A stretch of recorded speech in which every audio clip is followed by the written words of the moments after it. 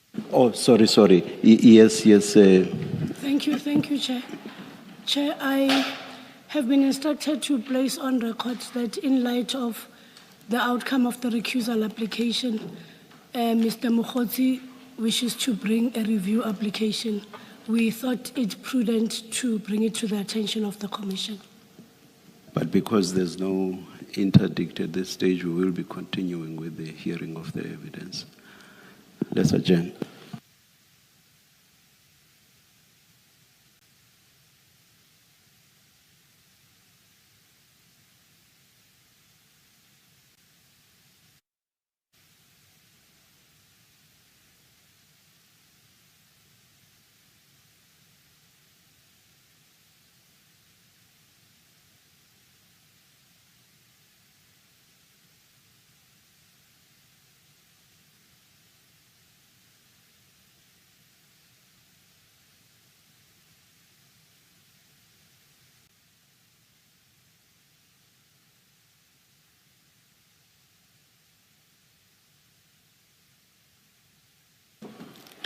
Good afternoon, Mr. Mogotsi. Good afternoon, Chair.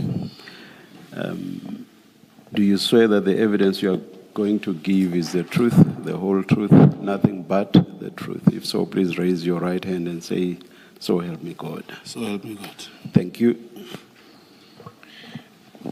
Thanks, Chair. Good afternoon, Mr. Mogotsi. Good to see you again. Chair, may I say something, please? Yes. Thank you, sir. Thank you very much, Chair. Yes. I think it's very much important that I put this into record regarding the whole process as how it unfolded. It should be recorded again, Chair. I have noticed the proceedings, including when my counsel speaks, she got interrupted more than 10 times. The counsel here was allowed to speak. When my counsel tried to read one case law into record, it was that, no, we know it. The other counsel had an opportunity to speak uninterrupted for so long. Secondly, Chair, when I came here before, I came voluntarily, and as it was also put in my affidavit, the information that I said will need to be corroborated and be converted into evidence that is required or needed here. I've given that all. I was declared a liar. I kept on saying I had to do the affidavit so that we could process the 252A. I was declared a liar again. And now today, again, I've made an application for the recusal of the chief evidence leader, which it was fair, it was done properly. It is within the discretion of the Commission to arrive at a certain conclusion. By so saying, Chair, I want to say I'm very much unhappy with the proceedings. Thank you. Thank you, Mr. Mogotsi. I've heard you. We will continue with the hearing of your testimony. Thank you. Mr. Mogotsi, since you last testified, both General 𝐬𝐫𝐸 and the person you say was your co-handler have testified. And I just want to clarify certain discrepancies between what you told us and what they told us. General 𝐬𝐫𝐸 said two things that are at odds with your evidence. The first was that he said that he hadn't met you before the January 8th event in Cape Town, that was the first time he met you. And the second is that at no stage when he met you did he ever discuss any official policing business or operational, investigative, or intelligence matters. So I just want your response to each of those. Yeah, was General 𝐬𝐫𝐸 correct to say that the first time he met you was at the 8th January event? Yeah, to all the answers, I'm not going to incriminate myself going forward, Chair. But I don't understand how you can incriminate yourself in relation to whether you met General 𝐬𝐫𝐸 before January the 8th or only on January the 8th. As I said, I'm not going to incriminate myself. Please explain how that incriminates you. By answering that question, Chair, I'll be incriminating myself again. I therefore How request, does- how I does that request to, sorry. to rather invoke my right to remain silent. How does this incriminate you, Mr. Mogotsi? That's the answer. I do not want to incriminate myself any further. That's the answer, Chair. Doesn't answer my question. I hear you when you say you do not want to incriminate yourself. What I want to understand is how this incriminates you. I don't want to incriminate myself, Chair.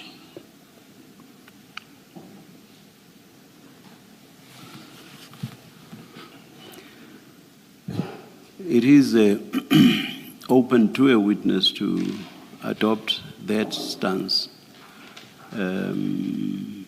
But it does not mean that that necessarily makes sense in all instances.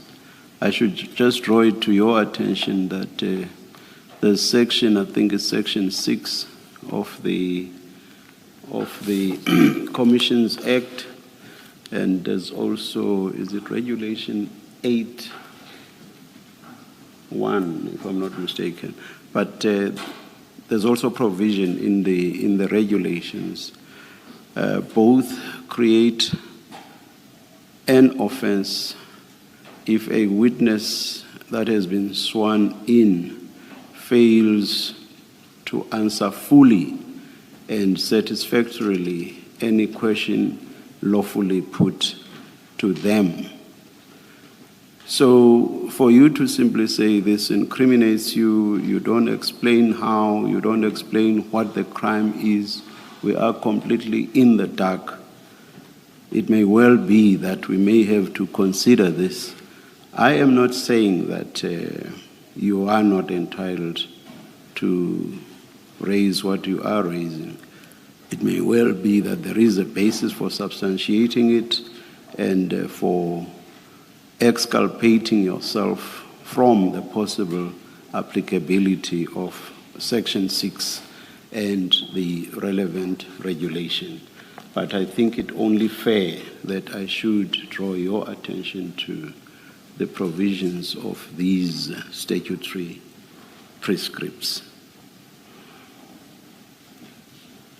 So are you still insisting that that's the attitude my you are posture, Chair. adopting? That's my posture. I've gone through those rules, and as a layman, I may not have full comprehension as to how they work. Perhaps my legal team will talk to that, but I'm not going to incriminate myself. Yes, Mr. Shaswasan. Chair, I think it is possibly appropriate for Mr. Mogotsi to take some legal advice on this, because certainly the attitude of the evidence leaders is that, subject to any plausible reason for a fear of self-incrimination, the evidence leaders would want a refusal to answer questions to be followed by a referral for prosecution under the relevant provisions of the Act. And while I can understand that there are certain questions that I want to ask today that might legitimately elicit an assertion of privilege against self-incrimination, I certainly hadn't imagined that this one would. And there are going to be a lot of questions that are going to give rise to this issue. So I think Mr. Mogotsi needs to understand what his legal position is, and I don't want him to be put into a position where he ends up being prosecuted for refusing to answer questions, believing that he has a right to do so when he doesn't. Chair, I'm not refusing to answer questions. Mr. Mogotsi, I will invite you and I want to hear you. All right. Ms. Mohumane, Chair. do you want to take the opportunity to talk to your client?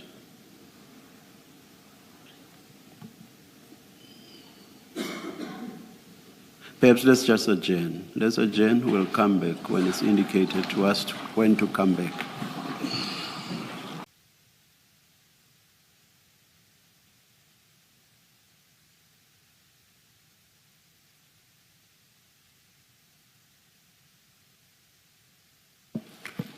Yes, Ms. Mahumane. Thank you, Chair. Chair, I have obtained further instructions together with my attorney from client regarding the situation. Chair, my instructions are that prior to the instructions, we've also looked at the provisions of Regulation 8 and Regulation 12 of the Rules of the Commission, and we've extensively advised client on same and the repercussions that fall forthwith. Chair, my instructions are that Mr. Mogotsi has voluntarily made himself available to the Commission, and he gave evidence without being summoned to come. It is not a refusal to answer questions specifically with regards to General 𝐬𝐫𝐬𝐫𝐤. His response thereto is that he will not incriminate himself any further, thus will not answer the question. If the Commission so requires, it may also ensure, or rather just double check with Mr. Mogotsi if whether those are the correct instructions. I'm not sure whether I follow. Is the stance that Mr. Mogotsi this afternoon will not be answering any questions, and that his stance with regard to all questions put to him is that he will not answer, and that he will claim his privilege against self-incrimination in response to all questions? Chair, thus far my instructions fall on the evidence of General 𝐬𝐫𝐬𝐫𝐤. I'm uncertain. That's what confuses me. I'm not sure I follow that. Chair, if I may, I see a nod from Mr. Mogotsi when Chair asks that would it be with all the other witnesses, and I see a nod from Mr. Mogotsi's side. May Chair confirm for me? Yes. Perhaps let me ask you directly, Mr. Mogotsi. I'm not sure that I follow your counsel. I want to establish from you whether your stance is that you will claim privilege against self-incrimination in response to all questions, whatever their nature. Chair, I'll sit here and wait for all the questions. I will respond to each and every question, as I said. If question is posed, I'm not refusing. If I say I do not want to incriminate myself, I'm answering. I'm aware of the repercussion, as I'll be in contempt with the Commission. So I'm saying a self-incriminatory kind of environment, I believe I should be given an opportunity to do that. I'll wait for every question, I'll respond. I won't say I put a blanket in all the questions. As they come, I will respond.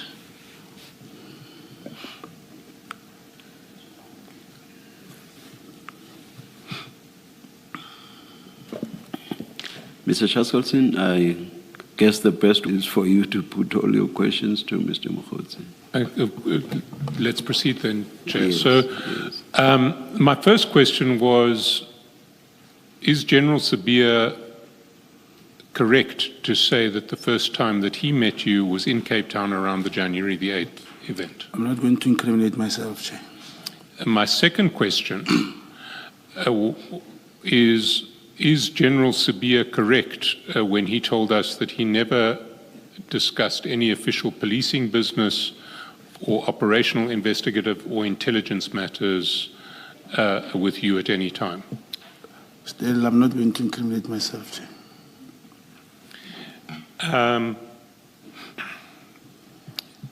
Then let me proceed to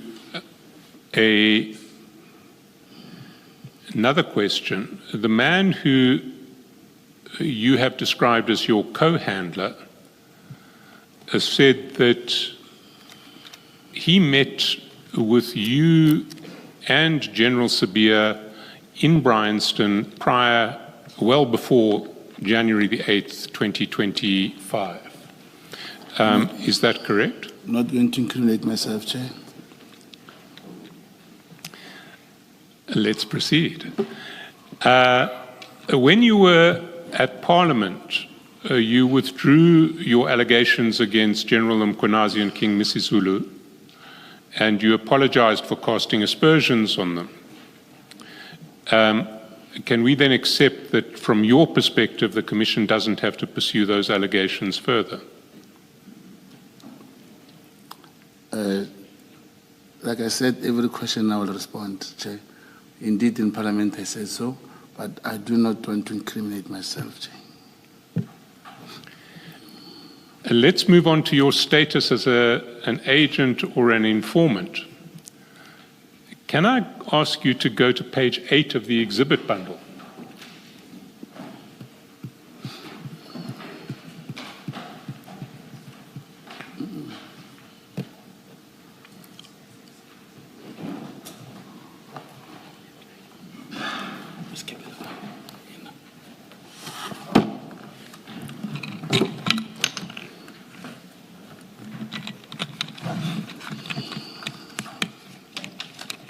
𝐶𝐬𝐧'𝐭, Chair made a ruling the other day that we should refer to CJC numbers for the transcription.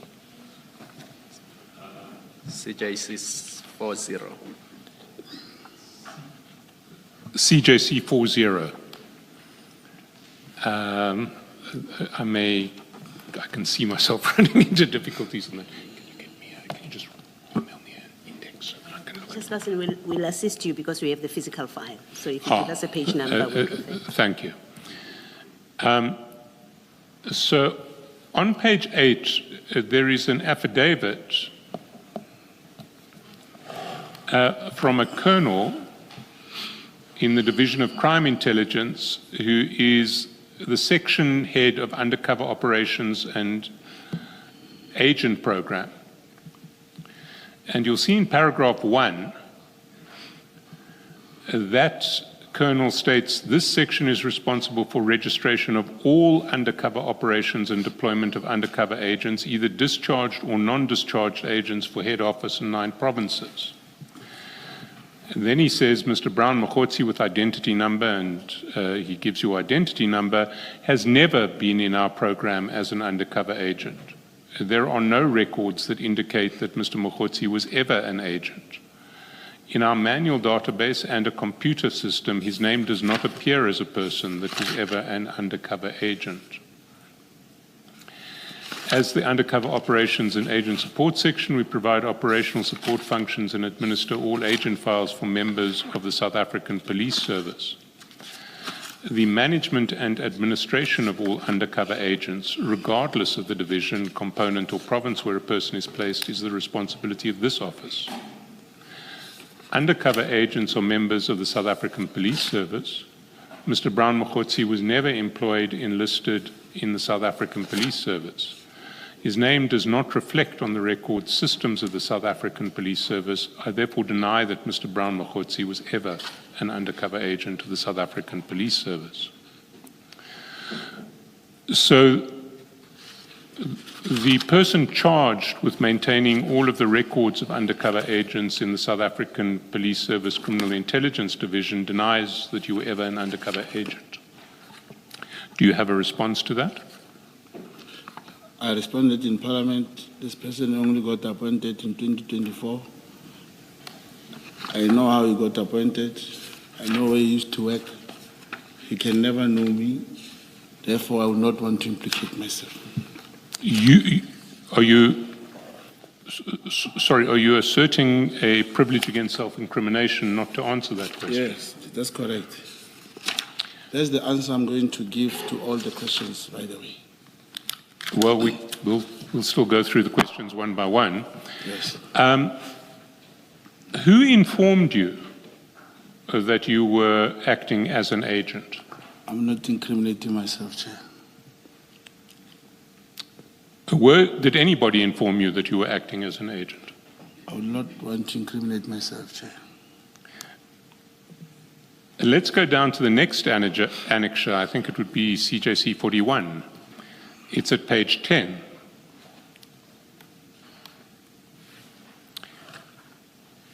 And there you'll see this is an affidavit with a colonel stationed at the Secret Services account in the Division of Crime Intelligence. And the colonel says, I am the acting section head of finance responsible overall management of the financial administration of the Secret Services account. Part of my duties include administrative management of informer database nationally. The SSA Central Informant Index falls under the control of the Divisional Commissioner of Crime Intelligence or his/her delegate appointed for this purpose and serves as the nodal point for the registration and handling of record checks relating to informants.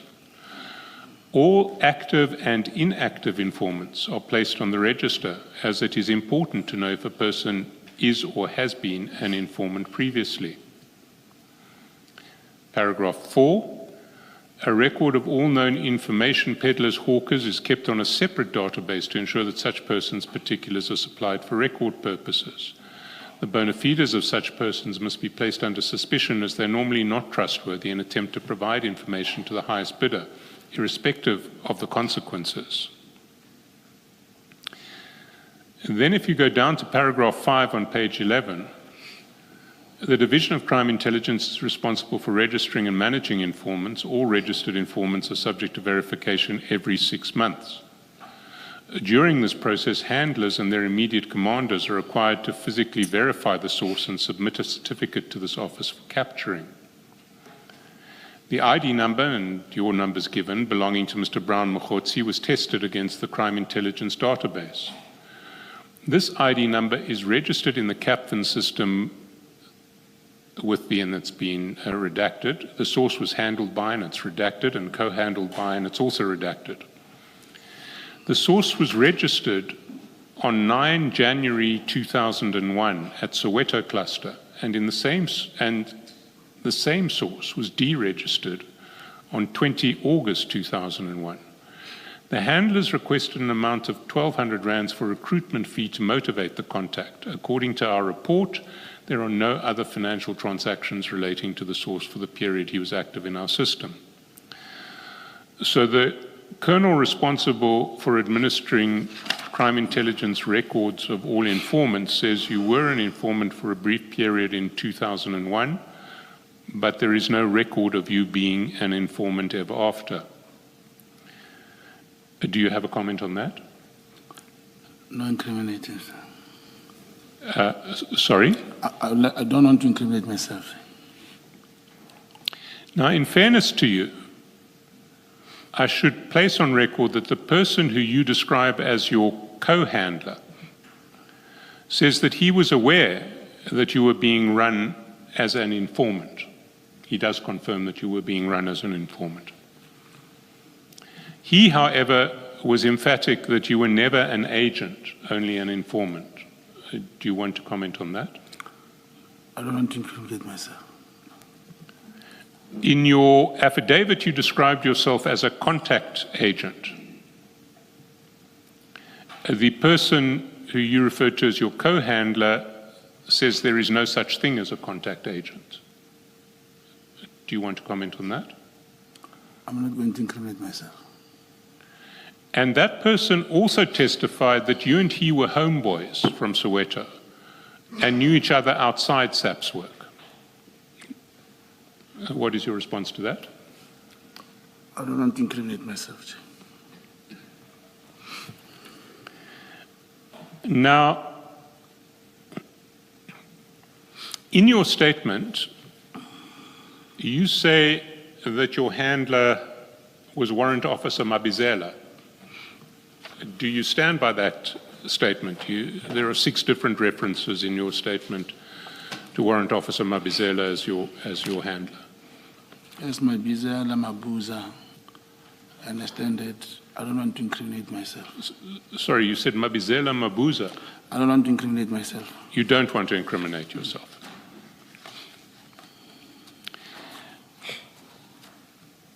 Well, the man who you describe as your co-handler was adamant that you were never handled by Warrant Officer Mabizela, only by Warrant Officer Mabuza. What's your response to that? Let me not incriminate myself, Chair. And the man who you describe as your co-handler was also adamant that he wasn't your co-handler. He said he just played a supervisory role in relation to Warrant Officer, a minor supervisory role in relation to Warrant Officer Mabuza. Do you want to respond to that? I don't want to incriminate myself. He said the primary supervisory role in relation to Warrant Officer Mabuza was played by a Colonel Duma who was later promoted to Brigadier Duma. Do you want to respond to that? I don't want to incriminate myself. And he also said that Colonel Duma was involved as the supervisor of your handler, Warrant Officer Mabuza, right from your first alleged meeting with the man you describe as your co-handler. Do you have a response to that? I'm not going to incriminate myself. Can you explain why there is no mention of Colonel Duma in your statement? I'm not going to implicate myself. It was Brigadier Duma, actually. Let me not incriminate myself. Well, he was later promoted to Brigadier Duma, but at the beginning we are told he was Colonel Duma. Can you say why there's no mention of him in your statement? Let me not incriminate myself. Can you say why there's no mention of Warrant Officer Mabuza in your statement? Mabuza and Mabizela is almost the same name. They refer to one person, but let me not implicate myself. So if I understand you to say that Mabuza and Mabizela are the same person. Let me not incriminate myself, Chair.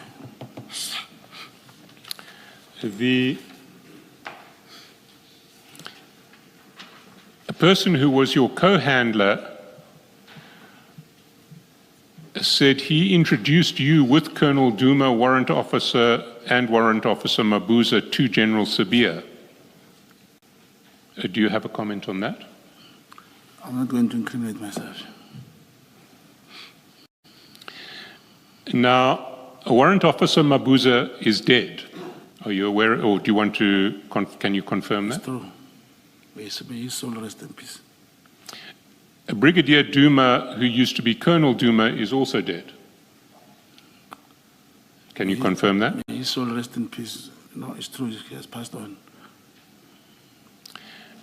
General 𝐼mfazi, who you say in your statement is the first person to whom your handlers reported, has also passed away. All of them, but let me not incriminate myself.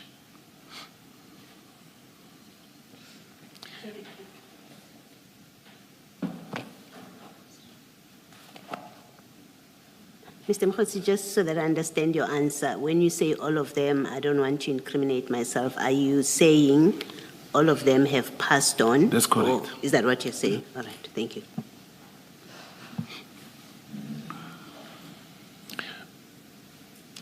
Chair, you know, when I was here, I told the Commission how a man was killed. The evidence leader does not want to ask me things that I presented. How a man bought a property for 100 million, put it in his daughter's name. Those questions are not asked. Thank you, Chair. Yes, Mr. Chairperson. You see, Mr. Mogotsi, there are only two people who may have had anything to do with your operations in crime intelligence and who are still alive. The one is the person you describe as your co-handler, and the other is General 𝐬𝐫𝐸.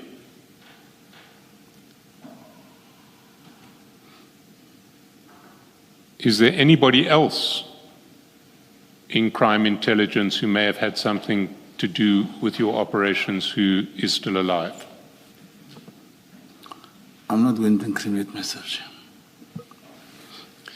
Well, the two people who you have identified as being involved in your alleged role as a crime intelligence operative are first General 𝐬𝐫𝐸, and he denies ever discussing any police matters with you.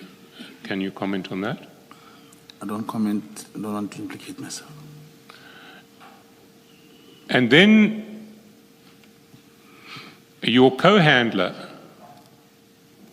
testified to us that he had very little to do with your operational activities. That was all handled by Warrant Officer Mabuza and Brigadier Duma. And he can't account for any, he has no knowledge of any reports that you gave to Warrant Officer Mabuza or Brigadier Duma. That was his evidence. Do you want to comment on that? No comment. You see, Mr. Mogotsi, and I'm genuinely wanting to point something out here which may be to your assistance. It's not just Mr. Karim who is throwing you under the bus. It's everyone in SAPS who has ever dealt with you who's also throwing you under the bus. And you need to think about that in relation to your answers. Yeah, but I never fell under the bus. Sorry? You never yes. Let me not incriminate myself, Chair. Let's look at your alleged crime intelligence investigation. What were you told to investigate in relation to crime intelligence? I'm not going to implicate myself, Chair. Sorry, you're not going to? To incriminate myself. I see. Who was the target of your investigation into crime intelligence? I'm not going to incriminate myself, Chair. Mr. Mogotsi, you've criticized me for not following up your alleged leads in relation to crime intelligence properties. Who tasked you to follow those leads? Let me not incriminate myself. You know, Chair, the gentleman who seated here, he came to the lawyers with a document saying, Mr. Chattel say you must check this to be presented here, before you made a ruling. Senior Chattelson knew he was going to come and ask me a question, because he sent this gentleman to come and see my lawyers and say, you say you must prepare yourself.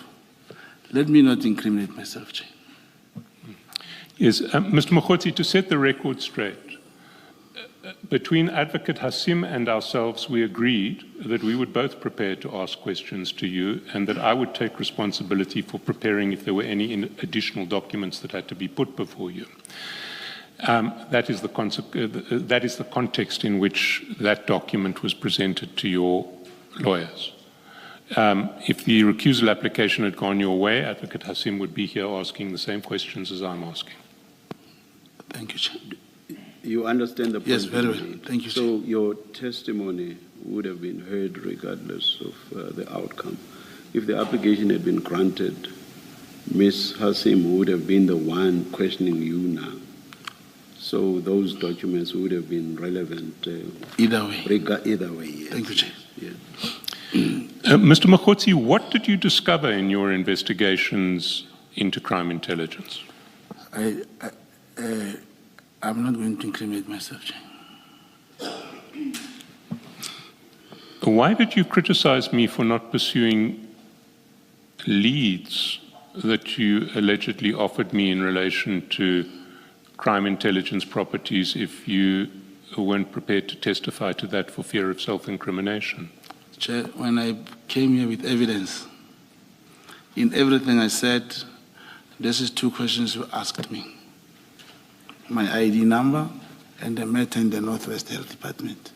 Very relevant. The narrative was to prove that I'm a liar. Everyone, they know I'm a liar. None of the things that I submitted or anything that I wanted to have been corroborated were never entertained till today. Let me not incriminate myself, Chair. Did you report your discoveries to General 𝐬𝐫𝐫𝐤? I'm not going to incriminate myself or General 𝐬𝐫𝐫𝐤. Did you report your discoveries to General 𝐾𝐿? I don't know General 𝐾𝐿. I never worked with General 𝐾𝐿, and I'm not going to incriminate myself. The man you describe as your co-handler says that he works with General 𝐾𝐿 and regards General 𝐾𝐿 as his close friend. Are you aware of that? That is something that I should not incriminate myself with, Chair.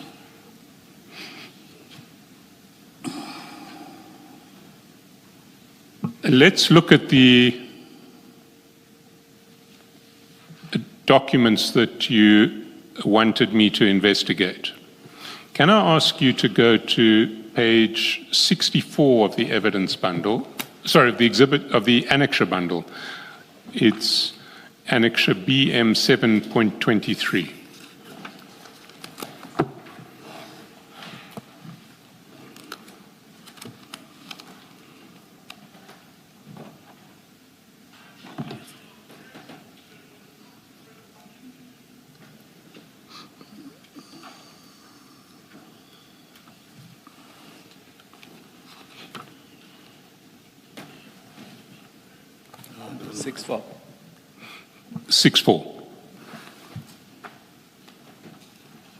BM 7.23.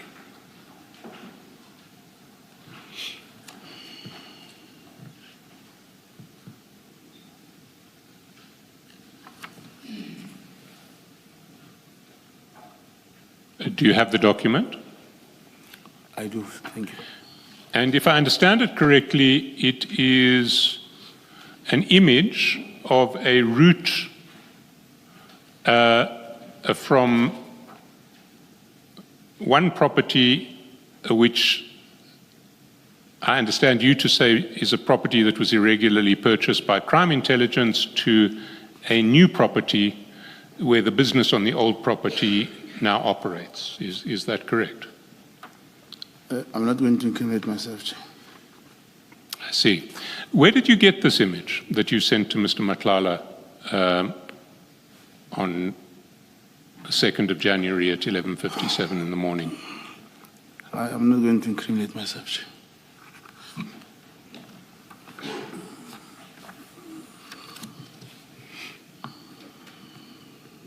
Let me ask a follow-up question.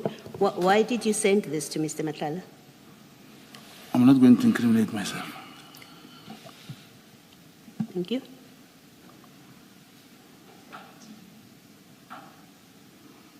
Let's go to page 65. Same, the next page. I'm just going to go page by page here.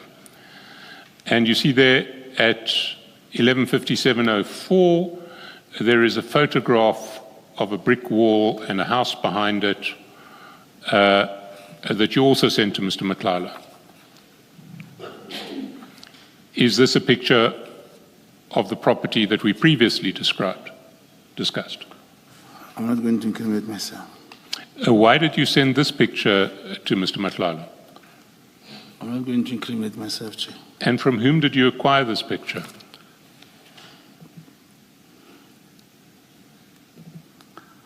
I was going to say a source, but because I don't want to incriminate myself, Chair. You say you got you were going to say a source. Can you give us details of the source? I don't want you to say out loud because I don't want to expose the identity of the source, but I would like to get the name of the source so that we can follow it further. Even if I was prepared to incriminate myself, all the names I've given you, even one man is in hospital, is being departmentally charged. Every person I mentioned here, in camera between me and you, they've been called. But the informant, I know, I still repeat, the investigating officer of the informant, the co-handler and the handler of the informant who was killed, I know them. Chair, evidence leader doesn't want those names of the people who are still in subs who can corroborate. Let me not incriminate myself, Chair. Sorry, the investigating officer, the informant, you've never given us that information. You never asked for them. No, but I understood your first answer to be every name that you have given to us has left somebody dead. So you will admit that you have never given us the name of the investigating officer of the informant. It's what I'm saying, Chair, that there was no interest from the side of the evidence to say, but you say this man was killed like this. who's the co-handler, who was the handler, because they are there from this brigadier, the colonel, and the IO. I know them. We never asked them. Mr. Mogotsi, your version in relation to the man who was killed, who you described as Warrant Officer Mabizela, and who we did investigate. Warrant Officer Mabizela was not killed. Warrant Officer Mabizela was imprisoned. Mabuza. Well, you didn't call him Mabuza, you called him Mabizela. Warrant Officer Mabizela is alive and well and in prison. The only Warrant Officer Mabizela in crime intelligence, who has been in crime intelligence over this period. You didn't give us the name of Warrant Officer Mabuza, so we couldn't investigate Warrant Officer Mabuza. You told us of your co-handler and you gave us his name. We have spoken to your co-handler. Your co-handler has testified in camera here. You have given us no other names. Chair, I gave you another name. I gave you Major General 𝐬𝐮𝐬𝐫𝐞. I said he took a woman to the house.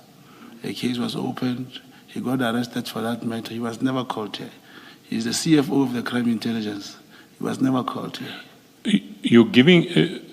Well, let me correct myself. You have given us the name of Major General 𝐬𝐮𝐬𝐫𝐞 as a target, not as someone to go to investigate, to support your allegations. Okay, let me not incriminate myself.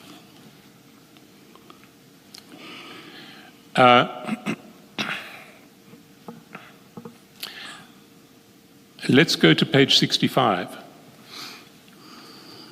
At the bottom of the page, and going over to 66, there is a salary record of part of a SAP's salary record. Where did you get this screen with a salary inquiry on it? I remember very well. Let me not incriminate myself. Why did you send it to Mr. Matlala? I'm not going to incriminate myself, Chair. Let's go to the next page, 66. There at 11:57:05, you sent to Mr. Matlala company details of what you allege to be the company in which the crime intelligence property is housed. How did you acquire these details? I'll just request the addresses of this property not to be displayed. Sorry, the addresses of this property? I was just saying I hope they are not there. But let me not incriminate myself on this. And the name of the person who the property was transferred to is also here. Yes, you have an unredacted bundle, so you know what we're talking about. The public and the screen behind you only has redacted bundles. Thank you. If you were worried about disclosing this information, why did you send it to Mr. Matlala? I'm not going to incriminate myself.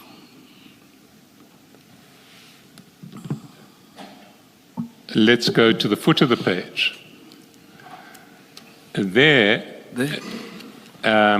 At the 17:57:05 WhatsApp, you send what looks like a screenshot of a business saying where they've moved from, or where they've moved to. That's correct. That was the business that used to reside at the property that you say was purchased by crime intelligence. Is that not right? I'm not going to incriminate myself, Chair. Where did you get that screenshot?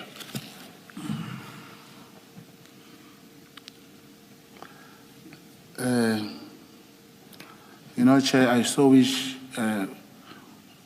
during that adjournment, SC could have asked that question. I can give you the name of the person to come here who got the receipts, proof of payments of all these illegal purchases. I have. Why don't you write it down on a piece of paper and... It was exactly, remember I wrote the name here, Even the chair had to give an order because it went out. But it should be done differently if ever I'm prepared to incriminate myself next time. Well, I'm inviting you to write down the name of the source of each one of these documents that you WhatsApp to Mr. Matlala. No, Chair, If the insinuation is that something given privately to us was leaked by us, there is no truth to that at all. We keep the documents to ourselves, and for the record, we have never leaked a single one of those documents. Okay, Chair. The only name that I understand you to have given to us in confidence was the name of your alleged co-handler. And that name has been... It was not shown by the Commission. It just leaked to the media here. The chair also gave an order that it should not be published. I appreciate that. But I'm saying, through the lawyer, I can give you the name of person who have receipts, proof of payments, who, like your government procurement, who authorized, who signed, who approved. He has those things, but maybe that's what should be asked so that we can give to you. All these ones is just to incriminate myself. You see, Mr. Mogotsi, I would urge you to give us this information because what we're dealing with is something very, very important and central to this entire commission. All of these documents that we're talking about now are documents relating to the two criminal cases against General Khumalo and his co-accused. You're aware of that? Not yet charged for that. It's only charged for appointment of a BMW woman. It's not charged for this. And even when General Khumalo or Masemola were here, they would never be subjected to this harsh questioning like you do on General 𝐬𝐫𝐸 or others. Well, let me continue. It was the arrest of General Khumalo in relation to these charges that really triggered General Mkhwanazi's press conference in July last year. And General Mkhwanazi clearly regarded those arrests as evidence of organized crime, or states that he regards those arrests as evidence of organized crimes hold over the criminal justice system. So one of two things is going on. Either there is a genuine investigation into the illegal use of crime intelligence funds in relation to these properties and the illegal appointment of a crime intelligence brigadier, in which case we need as much information as possible to show that when General Mkhwanazi characterized those acts as a conspiracy involving organized crime, he was wrong. That's the one option. Chair. The other option is that General Mkhwanazi was right, and this was an attempt by organized crime to essentially frame General Khumalo in relation to false offenses. If that's the scenario, then we also need to investigate it. Either way, we need to investigate it. So I would urge you to give us this information. That's the first thing, Chair. When I met you for the first time, I told you about that. The arrest of General Khumalo and the other generals, there's nothing to do with the properties. They were arrested for the appointment of a brigadier. For General Mkhwanazi, as you say, it triggered and so forth. It's what I told you, it's what I had in mind. It's what I even said. He came to the police college to write the statement, the July 6th, how it was staged. I presented that to you. So let me not incriminate myself further.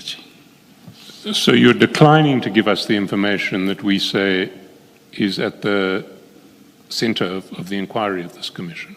I'm not, Chair, I'm not declining. I'm saying it for now, to come here in public and mention those things doesn't help. I could rather give that to the lawyers and the person who have the papers, proof of payments, who can prove. He wants to come here, he's not getting an opportunity. I can get that for you. But General Khumalo was not arrested for these properties.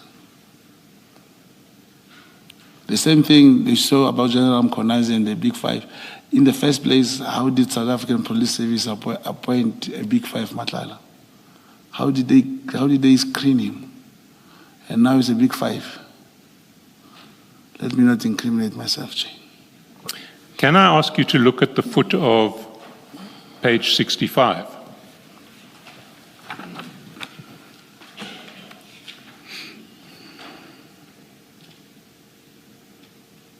Yes. Is that salary record not directly relevant to the arrest of General Khumalo?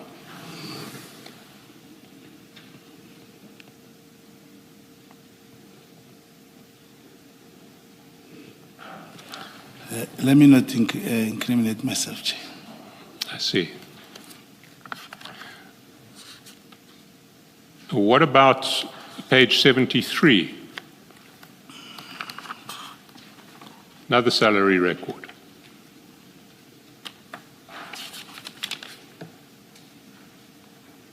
Next to 115710, that the second screenshot on the page. Is that relevant to the arrest of General Khumalo?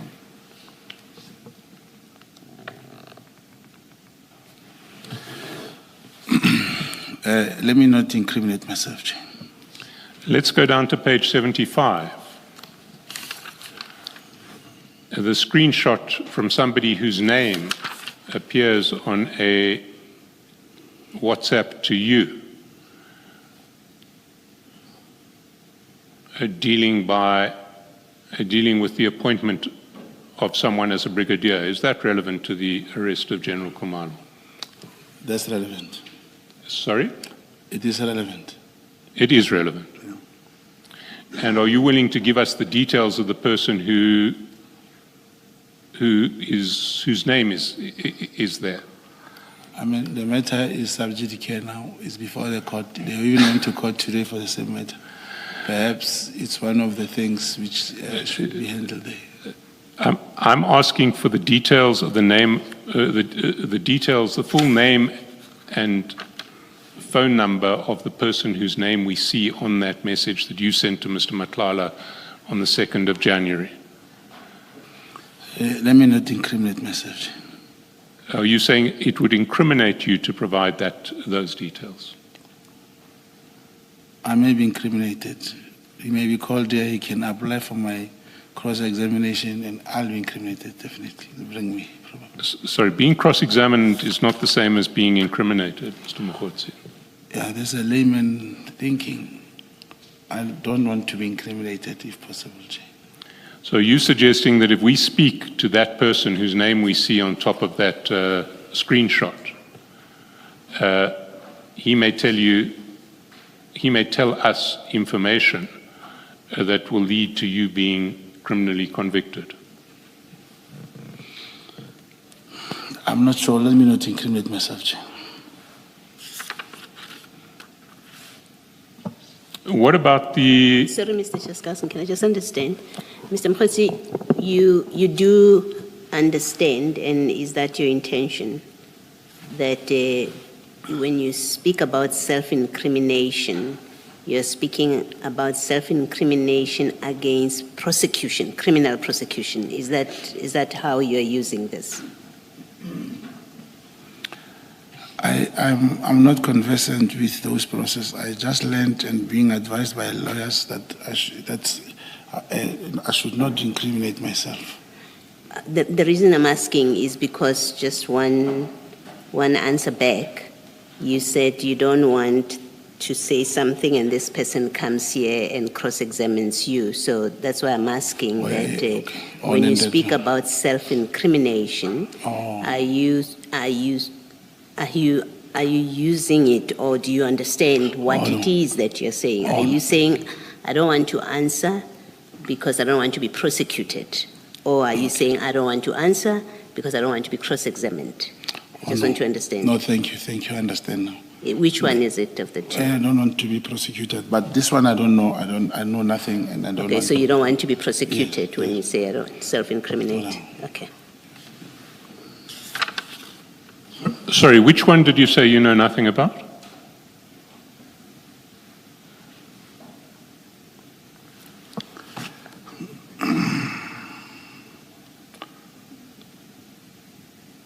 Like the name that he said, there's so many names like this. I don't know, and I'll end up incriminating myself with this name. Mr. Mogotsi, Unless you're you edging refer- towards perjury here. Unless I you're find it referring impossible to- to believe that you are unable to identify the name of someone in your phone book who has a name on a WhatsApp that is sent addressed to you. Yeah, to avoid perjury, let me not incriminate myself. No, you can't plead a privilege against self-incrimination because you might perjure yourself if you give a false answer.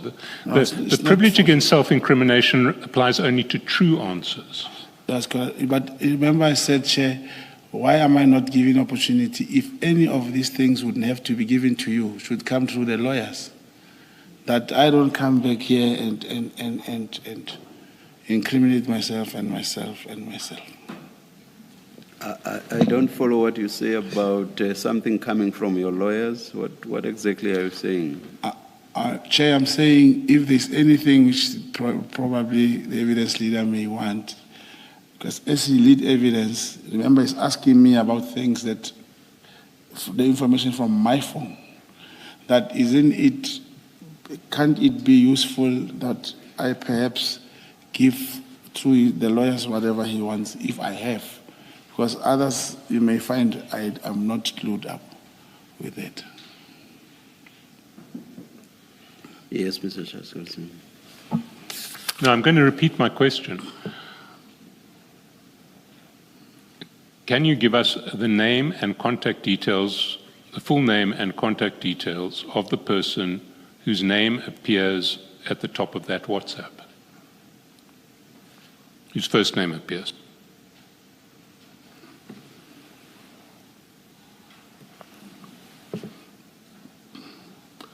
Yeah, I only knew this person as this is written, and remember my phones were taken by the police, so I'm not having those old numbers anymore. But I only knew him like this, so that's the answer. So you're telling us you just don't know the answer to that? You are unable to give us Not that I'm the answer. able. Is that what you're saying? No, Chair. This name I know it is. So you want the name and the surname, which I don't have the surname. You want the contact numbers of this person. They are gone with the cell phone. So you don't know how to get hold of this person? I'm not sure. I cannot. And now no one trusts me. Remember, I'm a liar now. Where does this person work? Let me not incriminate myself, Chair.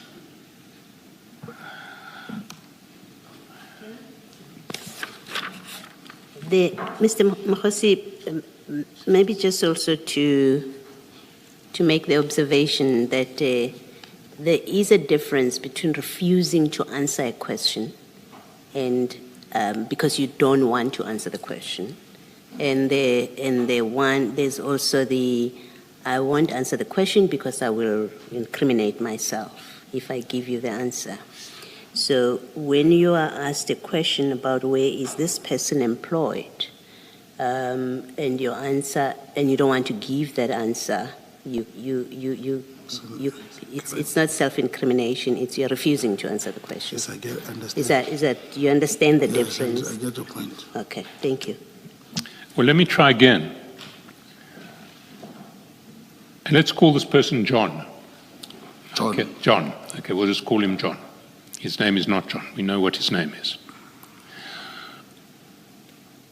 The screenshot reflects that at 11:27 you asked John, and then somebody's name is included there, by julle aangestel as 'n brig. So you asked whether that person who we know was appointed as a brigadier at Crime Intelligence is by julle aangestel as 'n brig. So can we infer from that that John works in Crime Intelligence? Yeah, you see, this message, I think it was forwarded to me because the language written here, there's no way he and me can speak in this language. So This John, I don't know. I can't find. I only knew it's John. I can't find this John. Now, a short while ago, you were saying to me that you couldn't identify John because John may have been on your phone, but your phone has disappeared. So, No, PK, they took it. PK. Sorry? It was taken by the police. Yes, taken by the police. It means we can So go you to my don't phone. have your phone anymore, so you can't tell me who John is. No. Now you're saying something completely different. Now you're saying, no, John didn't send a WhatsApp to me, John sends a WhatsApp to somebody else who forwarded it to me. No, Chair, I'm saying the language that is written here, you may find it was forwarded, this portion. And now this John, I only knew this John on my phone like this. I don't know if his surname and I don't know if his numbers. You've never had his number? Of John. Of John, yes.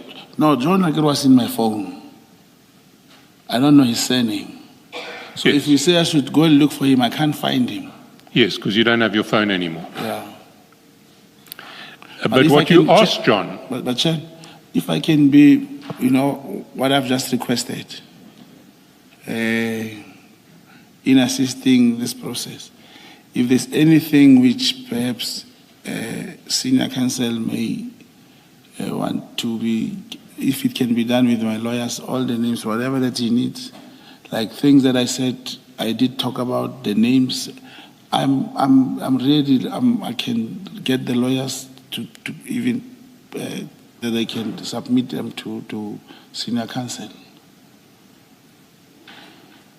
Not only John, anything that is here, perhaps the names and the surname, like you say, you want to go and do some investigations. It can help, Jay.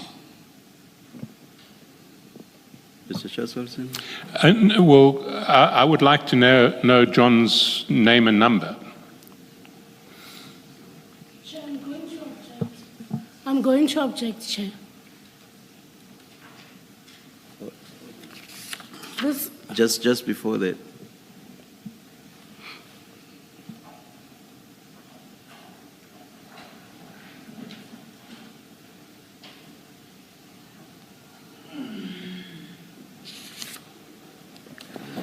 Yes, Ms. Mohammed.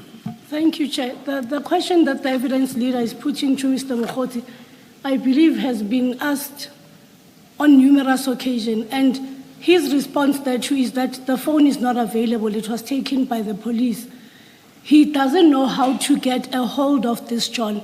Now, asking him on numerous occasions, he's already given the answer. That's the basis of my objection, Chair. Thank you, Ms. Mohammed. Yes. I may have misunderstood Mr. Mogotsi, but I thought he was inviting me to ask through his attorneys for names and numbers. And the one name and number that I want to get hold of is John's name and number. If Mr. Mogotsi wasn't inviting that, then I'll withdraw the request to the attorneys. But I understood him to be inviting me to ask that. And Chair, I would understand that to be in due course upon that information, whatever information that he may have, or the names, that same will be made by the legal team for the evidence leader to have. At this juncture, he doesn't know who John is. He doesn't have his phone. It doesn't take the issue of John any further. I wasn't asking for the answer now. I was asking for it in due course in response to that invitation. What's your attitude to the invitation by Mr. Mogotsi, Ms. Mohammed? Chair, if those are the instructions, I'm certain that same can be arranged. We've had, even prior to the proceedings, where we've had meetings with the investigators together with the evidence leader. I don't see why we cannot do that when we are done here for the day. I do not have any objection thereto. Thank you, thank you. Mr. Chairperson? Thank you, Chair. Can I just clarify? that you were the one who wrote, or are you the one who asked the question, and then the name is there, by julle aangestel as 'n briek? Is that a text that you sent? I can't remember, Chair. Well, let's go later down. If we go over the page, we see how the conversation proceeded. It said, nou, hoe het sy nog steeds nie 'n personal number nie? Ook enige idee of sy familie is? Did you write those? Since this long, it's not me. Sorry? It cannot be me. I can't write this language. You don't write in Afrikaans? I can't. I don't text in Afrikaans. I'm not good in Afrikaans. And why would you send that to Mr. Matlala on the 2nd of January? Let me not incriminate myself, Chair.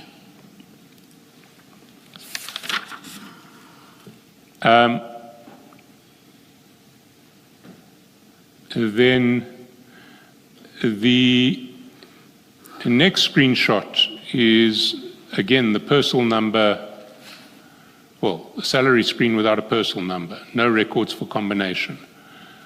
Does that relate to the prosecution of General Khumalo? Let me not incriminate myself, Chair. Now, let's get to what happened after you sent all of these screenshots to Mr. Matlala. He writes back on page 77, what is this things you've just sent to me, brother? I see it shows several registration numbers of cars and residential addresses, and you say they used state money to buy those properties. So why were you sharing this information with Mr. Matlala? I'm not going to incriminate myself, Chair. Well, let me ask another question. Did either your handler or your co-handler know that you were sharing this information with Mr. Matlala?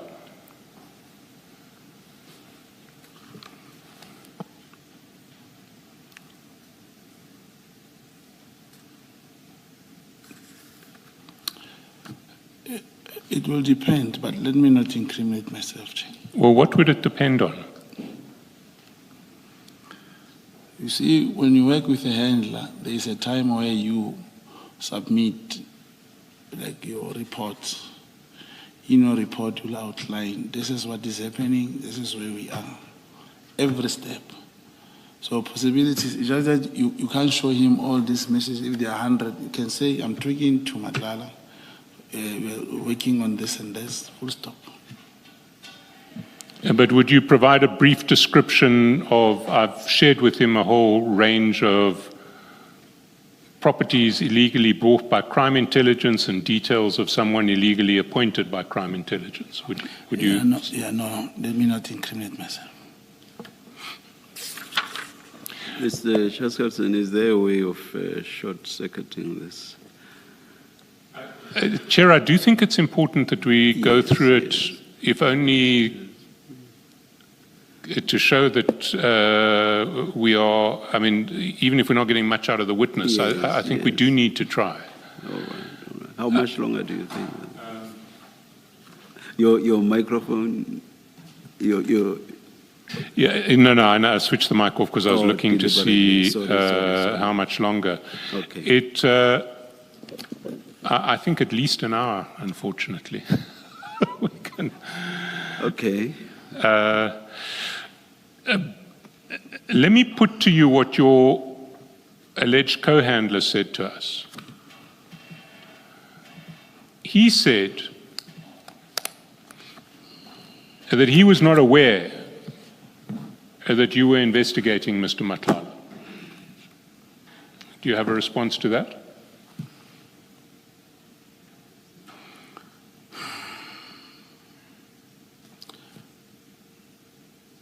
As you said, Brigadier Duma, who was senior to this co-handler, is the one who knew what I was doing. Even the notice for investigation went to Duma. Why didn't you mention Duma at all in your statement? Let me not incriminate myself, Chair. You see, your alleged co-handler didn't just say he was unaware that you were investigating Mr. Matlala. What he said is that if you were investigating Mr. Matlala, sharing documents relating to your investigation of crime intelligence with Mr. Matlala, who was a completely different target, would be bad intelligence practice. What's your response to that? That is thinking, and there's nothing I can do about it. But your handler, are you saying that your handler was aware of this and was quite happy with you sharing these documents with Mr. Matlala? Don't, let me not incriminate myself. You know.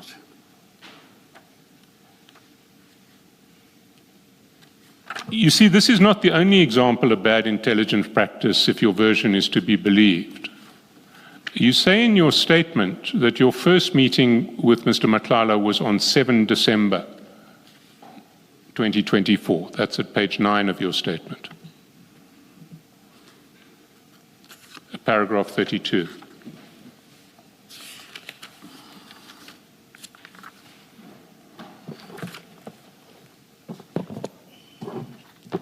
Yeah, Chair. And you stand by that? No, I'm not going to incriminate myself. Well, Mr. Mogotsi, it's a bit too late for that because you've stated that under oath in paragraph 32 of your paragraph. Yeah, it means all the evidence that I've given will stand. I'll not retract or change. From now, let me not incriminate myself. I see. Well, you then say, and 7 December was the day after the raid on Mr. Matlala's house. You're aware of that? The raid was on the 6th of December. Let me not incriminate myself. No, Mr. Mogotsi, you are refusing to answer the question. It's not an incriminating issue. You simply refuse to confirm that the 7th of December was a date after the raid on Mr. Matlala. And that's it. You're refusing to answer the question. Commissioner, I'm going to give an answer, Commissioner. You see how I incriminate myself. I met Kate on the 7th of December. I may not remember if it was a day after he was raided. I don't see anything incriminatory in that answer. Let's check the next question. The next question is, you met him on the 7th, and on the same day, we see in paragraph 33 that you activated your handler, who you say is Mabazela, but now you say is Mabuza, to arrange for Matlala to open a criminal case at SAPS in Soweto. Mabazela, you said, but you now say Mabuza, then spoke to my co-handler, who then facilitated the opening of the docket. Do you stand by that as well? It's in the statement. Yes, but I'm asking, do you stand by it? I stand by that. You see, your co-handler said that the request came straight from you, not from Mabizela or Mabuza. The request to open a docket for this person. Yes, I may have called him also, because I talked to them both. Okay. Your co-handler also said that at that stage he was unaware that you were investigating Mr. Matlala. Is it possible? It's possible. If I request... It's possible. Yes, any high-ranking officer, you ask him, may you assist someone to open a case? He won't ask you if you're investigating, why are you opening a case? He'll just help the person. Yes, and he said he didn't even know that it was Mr. Matlala you were asking to open a case for. It was just some person. Yeah, it's possible. He didn't know who. Yes. He was very clear that it was not good intelligence practice to put a target in contact with a member of crime intelligence who was playing a supervisory role in relation to the investigation of the target. So he was clear on that. So the tenor of his evidence was that if he knew you were investigating Mr. Matlala and he knew that you were asking him to open a case for Mr. Matlala, he would not have put himself in a position where Mr. Matlala saw him and knew that you were dealing with him. What's your response to that? See, one of the reasons Mr. Matlala had to open, he's staying in Pretoria. One of the reasons he had to open a case, I did say that previously, the same to the arrest of General Kuman. The case was opened in Cape Town by a member of parliament. It could not be investigated. The same person came to Soweto in Orlando to open a case because there was this thing of station commissioners communicating or being instructed by their provincial commissioners that this case, this one, don't open. So for me to say, help someone to open a case, it is not about intelligence practice or not. It's to ensure that a person is able to open a case. Yes, but you can get a case opened without exposing your supervising handler, or co-handler, as you say, to being known by someone who is a target of an investigation that he is supervising. Chair, the man could not open a case in Broadland, even in location, township in Pretoria. Once you are a target, you cannot open a case. Why was it so important to get this case open? He wanted to open a case. If a criminal charge is to be laid, it doesn't come with importance or non-importance. And so you were prepared to expose your co-handler's identity to this man because you thought it was important for the case to be opened? No, Chair, you call, please assist this person to open a case. You don't say, my brother, I now expose you. Going to open a case. This man is from crime intelligence. Let me show you. No. Even himself, he didn't open a case for him. He spoke to someone, please assist this man, and he left, according to him. Yes, but according to him, he met Mr. Matlala outside the police station. That's correct. Didn't know it was Mr. Matlala, he says, but... Yeah, it means he didn't know him, and yes. he didn't know him. Yes. But he was very clear that it is very poor intelligence practice to put Mr. Matlala, who was a target, in contact with a supervisor of the investigation into Mr. Matlala. Yeah, no, I have no comment. That's what he's clear about. Yes. And it goes further, because a few weeks later, you not only gave Mr. Matlala the name of your co-handler, but you also gave him his ID number. Take a look at page 84.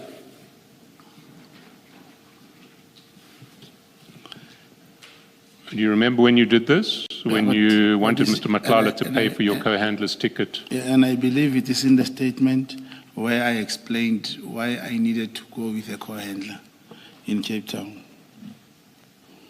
Yes, but why was it necessary to give Mr. Matlala his name and ID number? You see, when you purchase a plane ticket, there's nothing else you can use except an identity document. And Mr. Matlala could not prophesy that this man is who and who. He didn't know him. He could never know. It happens every time, even here, when an operation is done. You don't tell people this is this man. Mr. Mogotsi, your co-handler's name is all over the press as a senior crime intelligence official. Anyone who showed any interest in these people would have been able to identify the fact that one of the people who you had asked Mr. Matlala to buy tickets for was a crime intelligence official. I know how that leaked. And long before this commission got set up, yes. Do a Google search. You'll find lots and lots of references to your co-handler and his role in crime intelligence. Okay, that is true. You see, what I want to put to you is that none of these dealings, in terms of which you exposed your co-handler to Mr. Matlala, make any sense if Mr. Matlala was an actual target of your investigation. And what I want to put to you is he wasn't a target of your investigation at all. In fact, he was someone who you hoped to work with against the real target, who was General Khumalo. What's your response to that? No comment. I'm not going to implicate myself. You're not going to incriminate yourself. Yes. Let's go. Let's look at your interest in General Khumalo. Let's start with your approach out of the blue to General Mkhwanazi. Remember in September, out of nowhere, you send him WhatsApps. Can you go to page 290 of the exhibits file? 19. 290.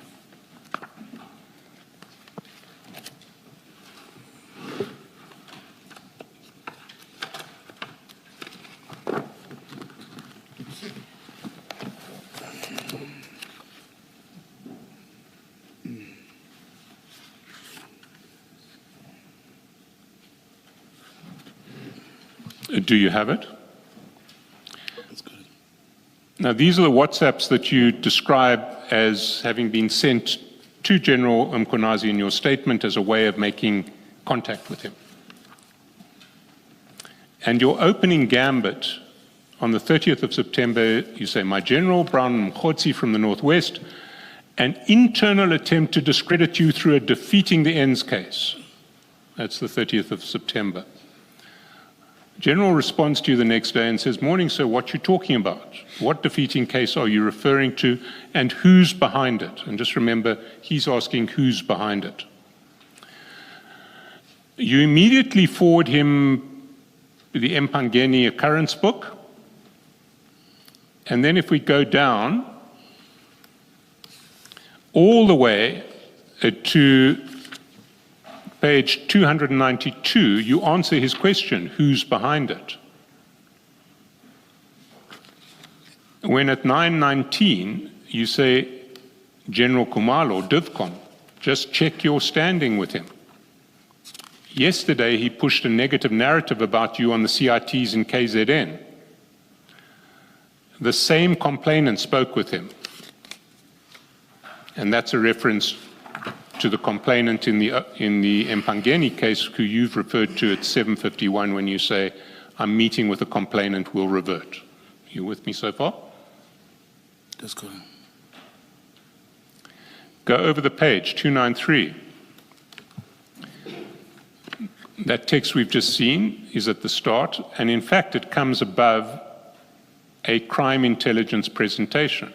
So when you say General Khumalo, 𝐷ivCOM is behind this attempt to discredit General Khumalo, yesterday he pushed a negative narrative about you on CITs in KZN, you actually attach To discredit General Mkhwanazi. General Mkhwanazi, you attach a screenshot which shows a crime intelligence presentation.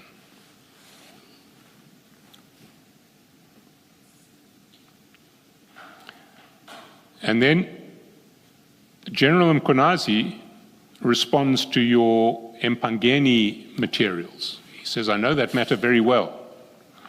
An illegal operation was conducted at the premise of a high-ranking DCS official." We go down through 294. He gives his whole version on the illegal search at the prison officers. But he responds to your suggestion that General Khumalo is behind this attempt to frame him with a defeating the ends case, which we see at the top of page 295. He said, "What did he say about me?" Responds to your General 𝐷ivCOM, "General Khumalo, 𝐷ivCOM, just check your standing with him."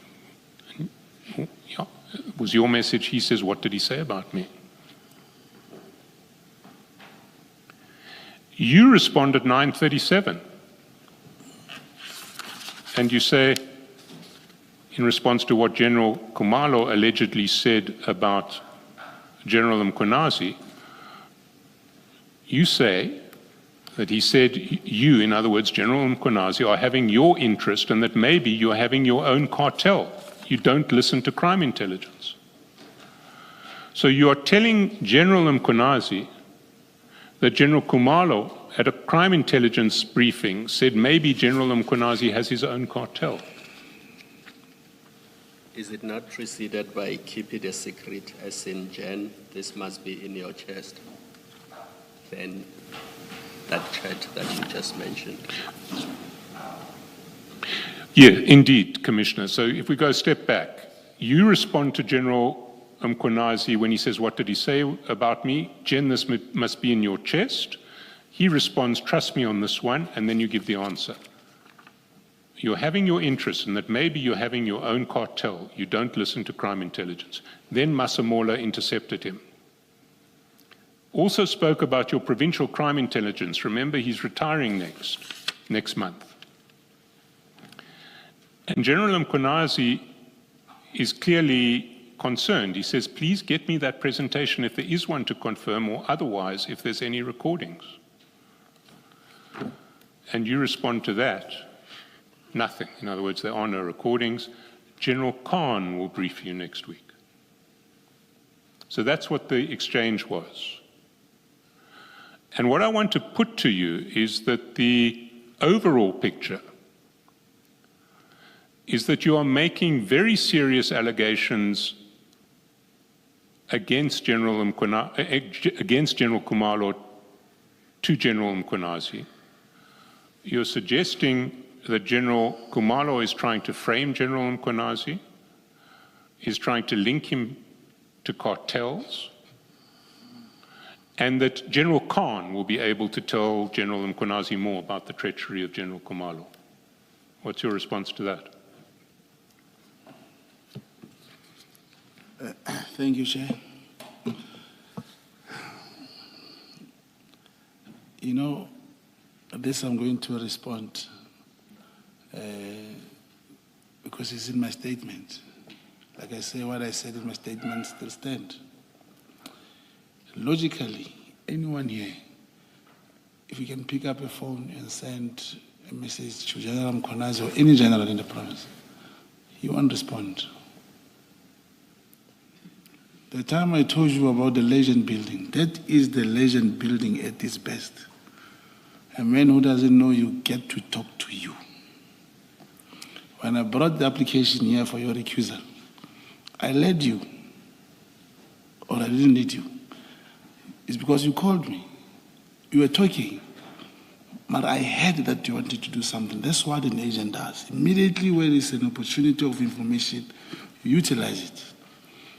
Like the word 𝐾𝐭, General 𝐾𝐭, is known in the crime intelligence. It's not my friend. In my previous statement, I said I met him once, greeted him from the car, but I knew when I used this name. Look how General 𝐬𝐻𝐾𝐭 responded. In full, he explained to me what happened. He will not, Lieutenant General will not respond to those things if you don't tell him what he wants to hear. You see, why General 𝐬𝐻𝐾𝐭 would be interested in responding to you, I want to suggest, is not because of any dramatic legend building that you did in this exchange, but because you clearly had access to a crime intelligence briefing and you gave him a screenshot. Where did you get that screenshot? Let me not incriminate myself. Are we no longer answering questions now? No, obviously I'm going to say a source. You ask me what is the source. No. Saying a source is not necessarily incriminating yourself unless your conduct in relation to that source was illegal. I'll say it's a source. Well, I want to know the name of the source and that source. I know you saying that if you were to give that information away, you would disclose that you have committed an offense by getting this crime intelligence briefing cover page. Is that what you're saying? I don't understand the question, Chair.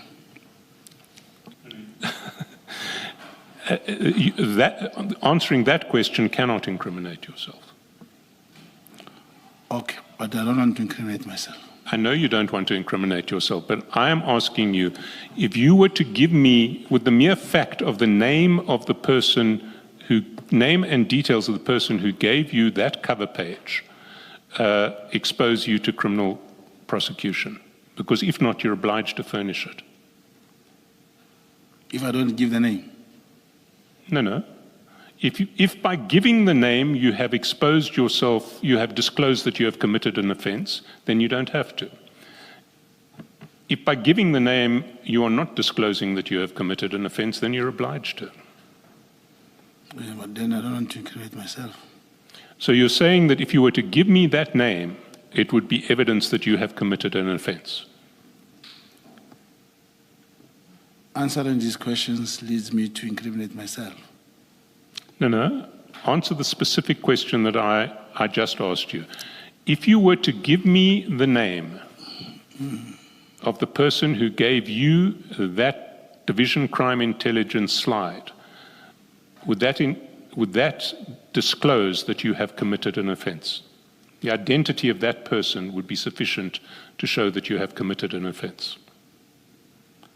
I don't, but it's, if I say it's a source, means a source is a source. No, I'm not interested in sources. I want people I can speak to. No, Chair. There's no way you can get a source name. A source? Never. Chair, I must ask you to instruct the witness to answer this question. It seems that he wants to protect his source, which is different from asserting a privilege against self-incrimination. He can disclose the matter, doesn't need to give the name publicly. He can write it on a piece of paper like he did last time, and we will keep it confidential. A chain of information of this nature, it will come from this person, goes to my handler, comes to me, maybe I give it to somebody. And if my handler is the one who got it, may his soul rest in peace. Well, Mr. Mogotsi, this is not about self-incrimination. Yes. It is simply not. So it's just a question of either giving the information or plainly refusing to give it. It has nothing to do with the self-incrimination. So, Chair, is a witness compelled to give a name of a source in the commission? The witness is compelled to give evidence, and this relates to exactly that. This is about evidence. And if the issue is not divulging it openly, you can give us the name. You can write it down and give it to us. It has nothing to do with self-incrimination. All right. I will write it down. I'll talk to my lawyer to give it to you. You are on the witness box now. You have to answer. The question is asked now. You have to answer it now. And you've been given the option to write it on a piece of paper and give it to us. Yes. Your legal representatives are not testifying, Mr. Mogotsi. No, I can write it down. I can write it down. Yes.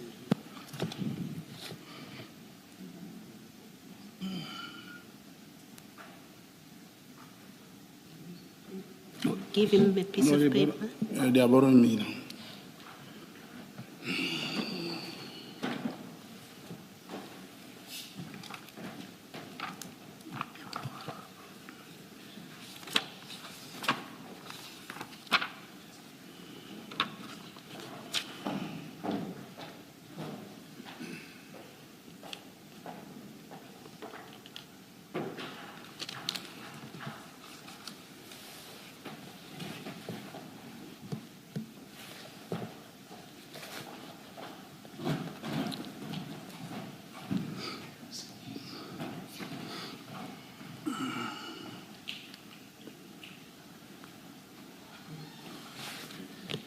I could have predicted it would be a dead person.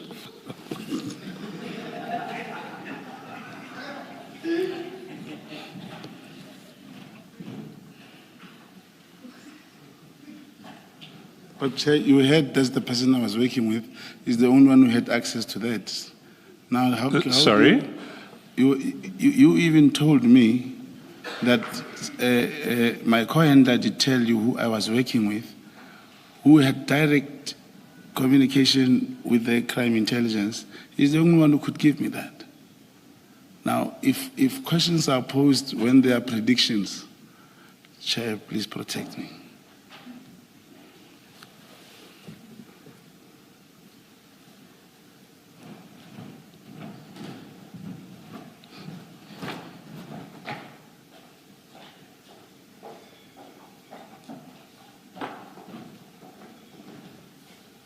Yes, Mr. Johnson. Sir, the source was not in fact a source at all, was he? Chair? The source was not a source at all. The person who gave that cover page to you, you said it came from a source, you didn't want to disclose a source. That was false, was it not? It's not false. You see, there is life and there are families who are still alive. In this environment, giving out people's names, whether alive or not, you really put their families in danger. But the fact remains, you didn't get that information from a source at all. You didn't receive it from a source. No, he was my source. The Commission and I know who he was, and I put it to you that he was not a source at all. And Chair, isn't it worrying that the person you are referring to 2 days before he had to come here, something horrible happened to him and he passed on? When the family went to collect his body, the same police officer was shot at, same number of bullets like me. None of the bullets touched him.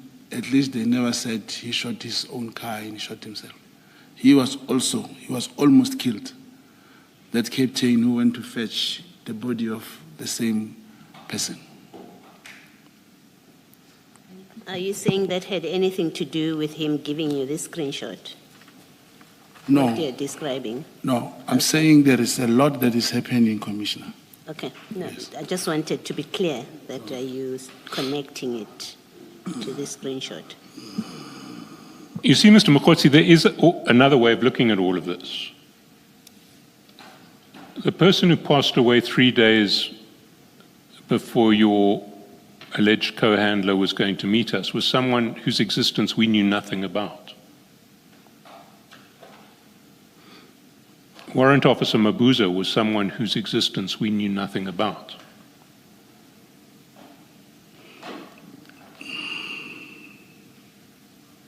We learn about these people.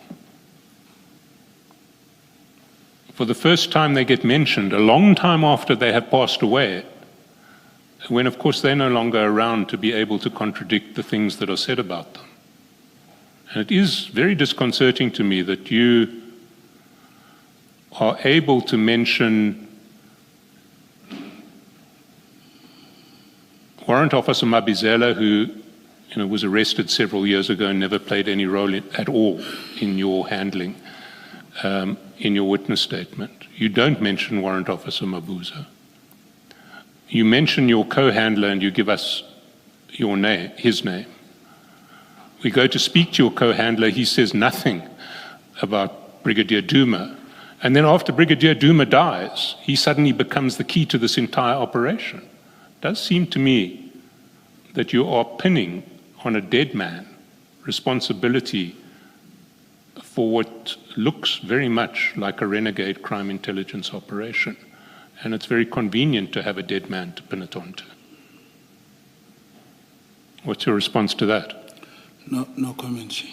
Do you have any evidence of having met Brigadier Duma at any time? Any extrinsic evidence that will satisfy us that you met Brigadier Duma before he passed away?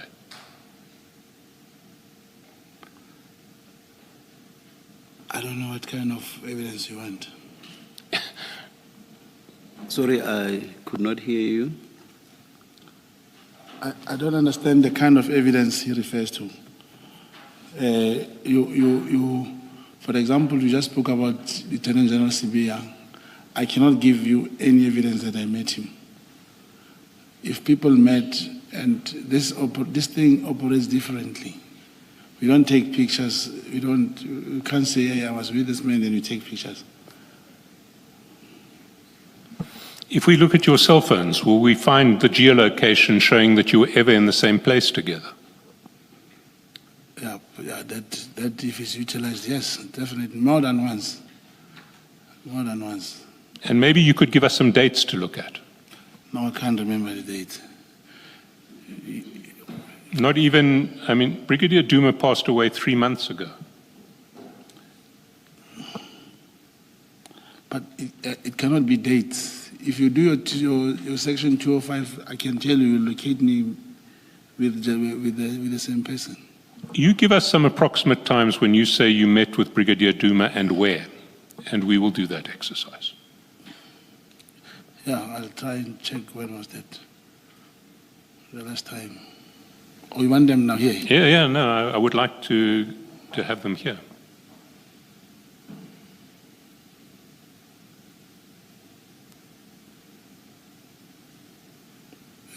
Even this year, was it no, December.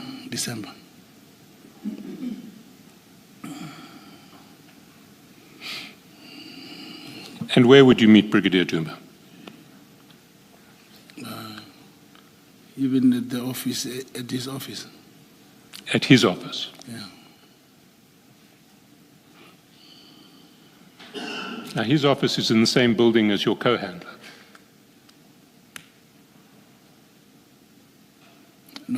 No, yes, you also have an office. Yes, it is. You also have so an office there. It's not going to help us to look for meetings at his office, because if you go to meet your co-handler who admits to meeting you, you will be seen in the same position. No.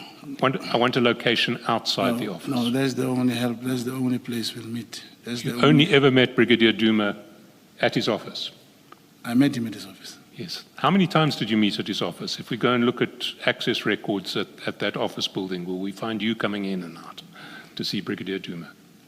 Yeah, but we can go and check. We'll never find, even when I went to see my co-handler, I don't sign. You'll never find my signatures or name there. And you'll see most of the time where people meet when you get there. There is a way of meeting. You see, the version that your co-handler put was that he frequently met with you at his place in Bryanston. Is that true? No, I cannot. I cannot answer that question. Well, you can answer it. It's either true or false. That I met with Duma in Bryanston. Yes, he said he's got a place in Bryanston, and that's where you would meet.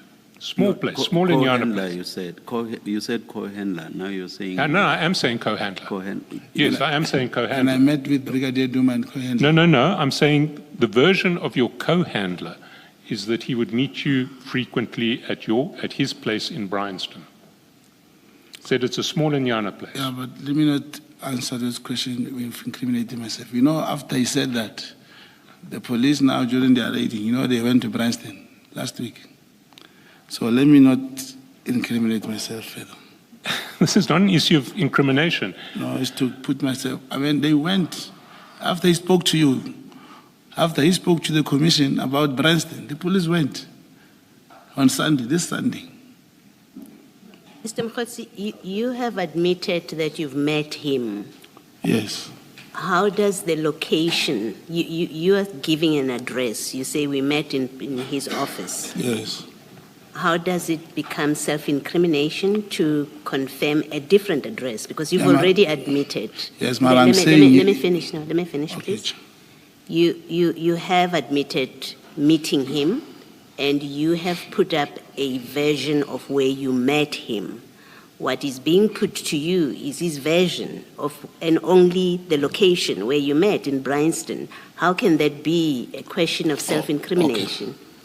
Yeah, okay, I understand what you're saying, because I admitted to have met him. Yes, no, we met in Bryanston, but I was just putting it on record that after my co-handler spoke about Bryanston, the police went to raid Bryanston on Sunday. Yes, we met in Bryanston. So you would meet your co-handler in Bryanston? I also met him there. You also met Brigadier Duma there? But that was not recent, it was a long time. Long time ago? Yes. But if we, how long ago? Are we talking 2024, 2023? No, 2020, even after, I think around even 2025, I think it happened. It was in 2025. I think so in Bryanston. Not sure. So we will find you and Brigadier Duma in the same place in Bryanston at some stage in 2024, 2025. Yeah. And then, Chair,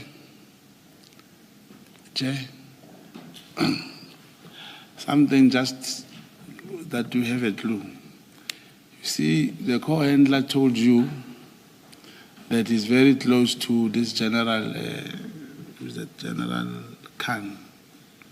Locate them if you'll ever find them together. Or if you locate me with my handler, with our phones. No one, the first rule, don't bring your phone. But go and try. That's the first rule. Thank you, Chair.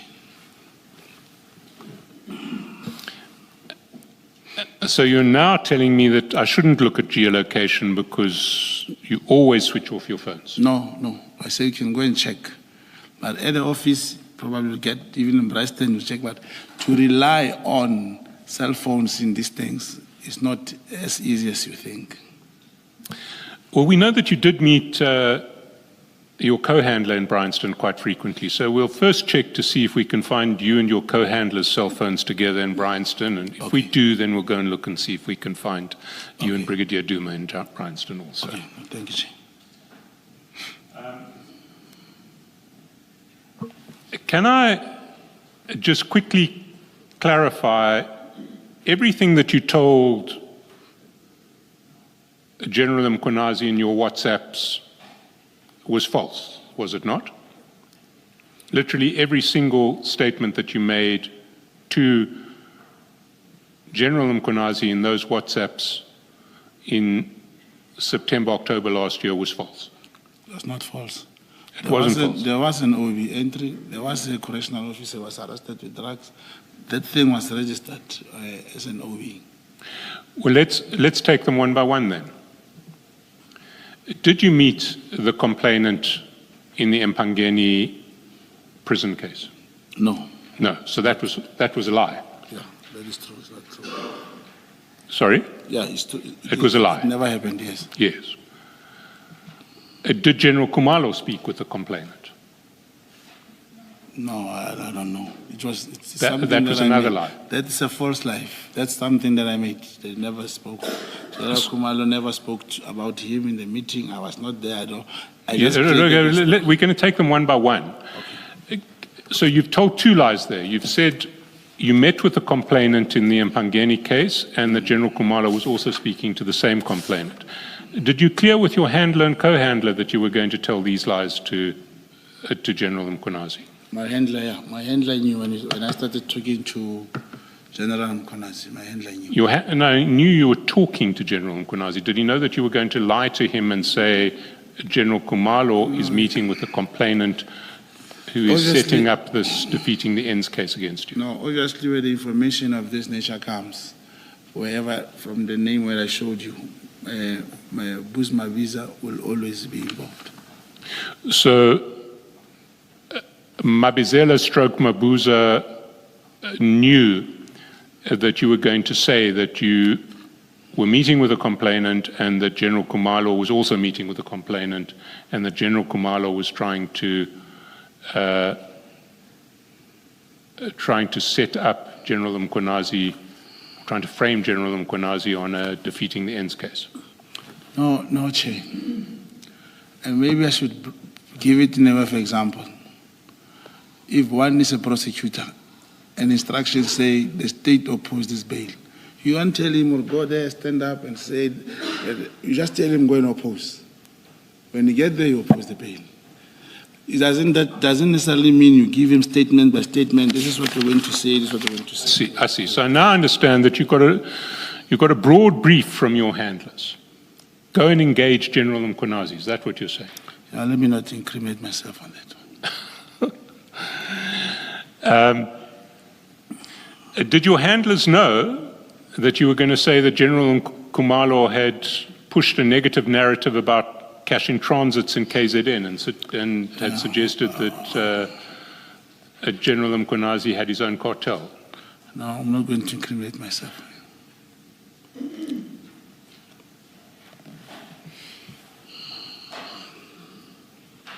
You see, did your handlers know that you were going to say that General Khan would brief General 𝐬𝐻𝐾𝐭 next week?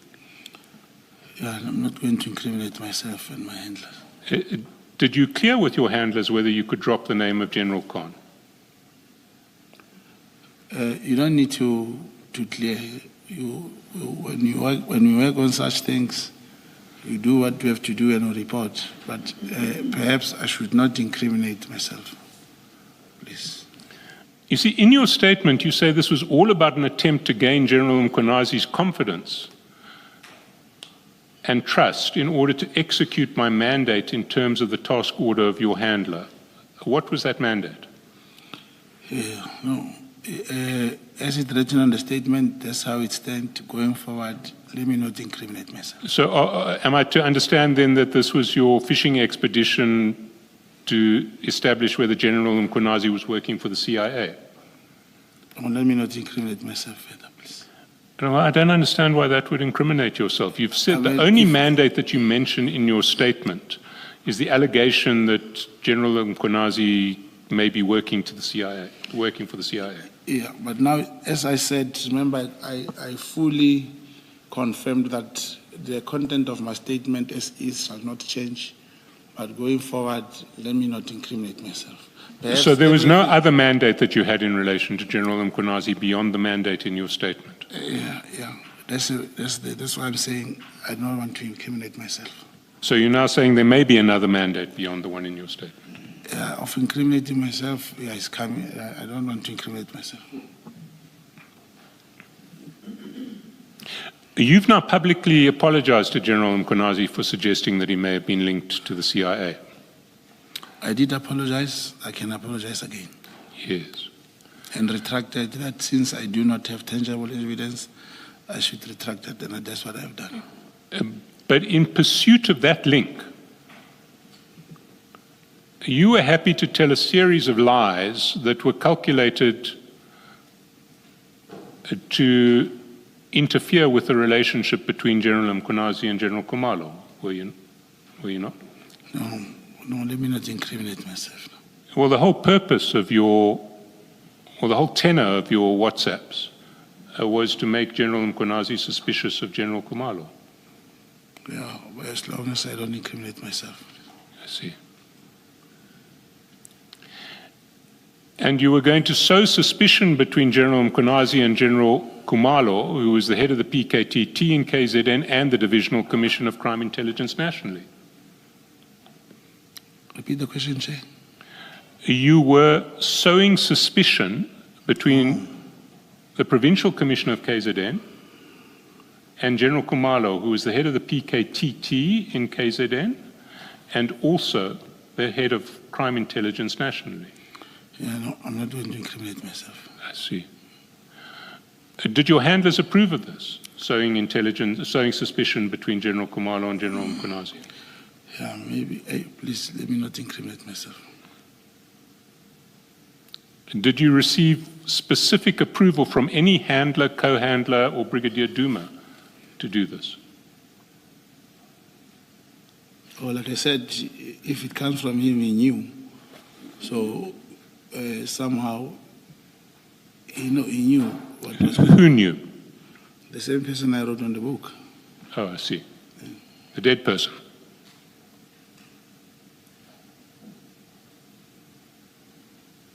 I've agreed, I've accepted that they have passed on. And so he knew that you were going to tell lies about General Khumalo to General 𝐬𝐻𝐾𝐭 and make General 𝐬𝐻𝐾𝐭 believe that General Khumalo was trying to frame him. No, I may not incriminate myself, please. Did General 𝐸𝐵𝐰 know? I'm not going to incriminate myself. General Khan? I'm not going to incriminate myself. You see, if we go through everything that we know that you actually did in relation to your so-called investigation,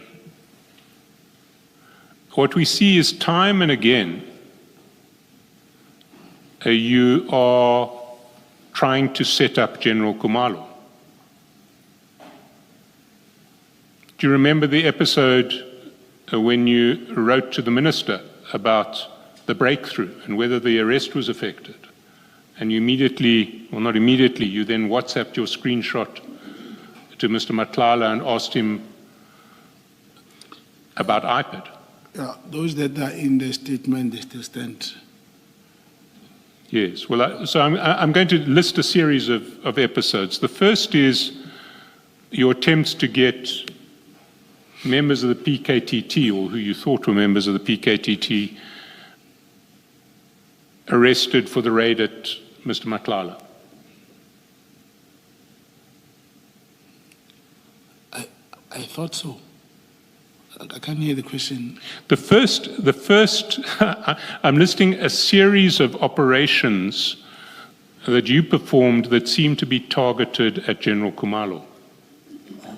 The first is trying to get members of the PKTT, or who you thought were members of the PKTT, arrested for the raid at Mr. Matlala's house.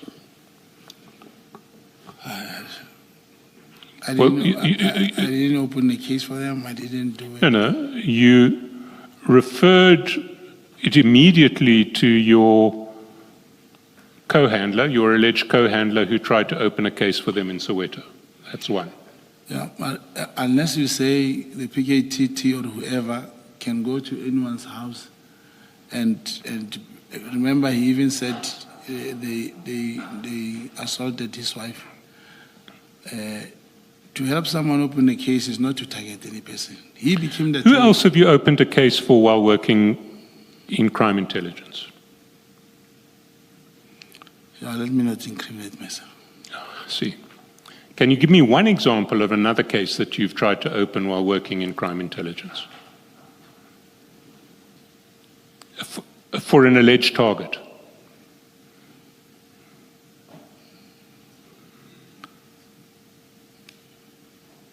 I can't remember. Well, try and remember. Is there one? Is there any target in your lengthy experience in crime intelligence who you've helped to open a case, other than Mr. Matlala? No, they didn't want to open cases. They were not attacked. Operations were not about opening cases. It was just a coincidence that a person's wife was assaulted and you know someone who can help him. And that's it. Yes, but it wasn't a coincidence. Your first meeting with the man was the day after he was raided. It's a coincidence in the nature that his wife and himself were assaulted. I didn't say, for those that assaulted, come to me and I refer you to open cases. Then that time, a person could not open a case. If, like this member of parliament, when he came to Soweto, I was not part of that. I did not know how that happened. But if I also referred him to someone, would that means my job is to help people open cases? People know we do know what happened with that member of parliament. He also went to your co-handler. Your co-handler managed to get a case open for him. Yeah, and now no one is concerned that why these people are traveling for these so long distances to open cases. Because where they come from, cases cannot be opened. When you gave example earlier, Chair, about the arrest of those generals, on the 6th of July, when General Mkhonazi spoke, if you could remember how he attacked the presiding officer who imposed those bail conditions, that magistrate also even recused himself from that case. It's because they were not worried as to how did this man open, why did he have to travel all the way to open the case? Yeah. Mr. Mogotsi, we will ask questions of General Mkhonazi when he comes back, but at the moment I'm asking questions of you. And my question was, have you ever opened a case? And the answer was no. No. So you did that, you assisted the opening of the case on the 7th of December, the day after the raid. You then started communicating with the minister about getting an IPID arrest. You recall that? If it's in the statement, it's done like that. Well, we traversed it last time. I'm not going to do it again. That was the second occasion. At this point, let us adjourn for 10 minutes. Let's come back at 5:10. Thanks.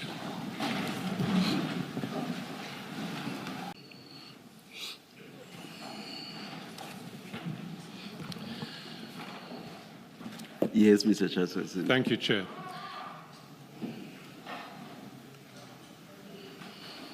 So, we've talked about your attempt to sow division between General Khumalo and General Mkhwanazi, your attempt to have members of the PKTT arrested for the raid on Mr. Matlala, your attempt to get IPID involved in an arrest arising out of the raid on Mr. Matlala's house. That's 3 instances where we actually see you in action operationally. The fourth instance is your attempt to persuade the minister that he or General 𝐟𝐸𝐫𝐸 can discipline General Khumalo arising out of the Constitutional Court judgment in the Makala case. You recall that? That's correct. That was a case that had absolutely nothing whatsoever to do with General Khumalo. You accept that now? It was spoken here, and I accepted that time. Yes, but at the time you were urging the minister to charge General Khumalo. That's the fourth case. The fifth case is your attempted trap involving the colonel who was going to give evidence in relation to the disciplinary of General Khan that would result in General Khumalo being prosecuted for defeating the ends of justice. You remember that? Your section 252. I remember that he only had to prove that there was a plot to have General Khan dismissed, not the part that General Khumalo should be charged with the defeating. Sorry, the general. So you're now disavowing that you wanted General Khumalo charged with defeating the ends? Going with, as a result of the operationalization of the 252A. Yes. Wasn't that the purpose of the 252A? No. The purpose was to get information on what that man was saying about the hearing. No, that wasn't the purpose of the 252A. 252A, you were trying to bribe the colonel with promises of promotion and possible payments of bags of money to say that General Khumalo had put him up to changing his version to implicate General Khan. We went through this all last time. I don't want to rehearse it again. Do you remember that? But the word that I wanted to bribe him is not true.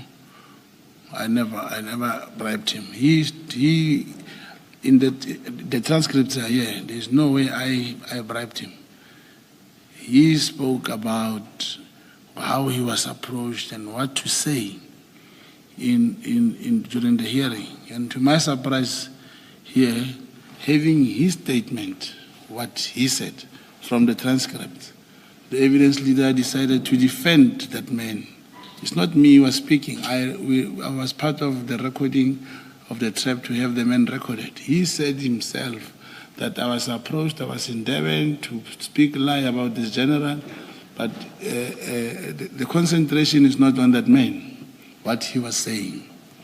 It's me, I wanted to bribe him.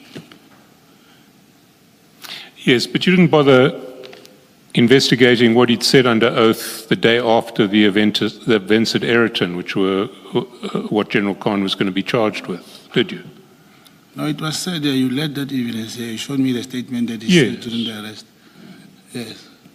And so what he said the day after the event was exactly the same as what he had been, as what he was intending to say in front of the disciplinary committee. I don't know. I recorded the man. That's all I can tell. Yes, but you got involved and tried to persuade him to say that General Khumalo was telling him to change his story. I didn't persuade. I didn't even know that he was going to do that thing. He came and said all those things himself. There is no way where I persuaded him. It is him. We dealt with it last time. I'm not going to deal with it further, but that is then the fifth instance where you seem to be targeting General Khumalo in your operational activities. There's a sixth instance. The sixth instance relates to your WhatsApp exchange, your signal exchange with the minister at page 110 of the exhibit bundle, BM7, of the annexure bundle, BM 7.69.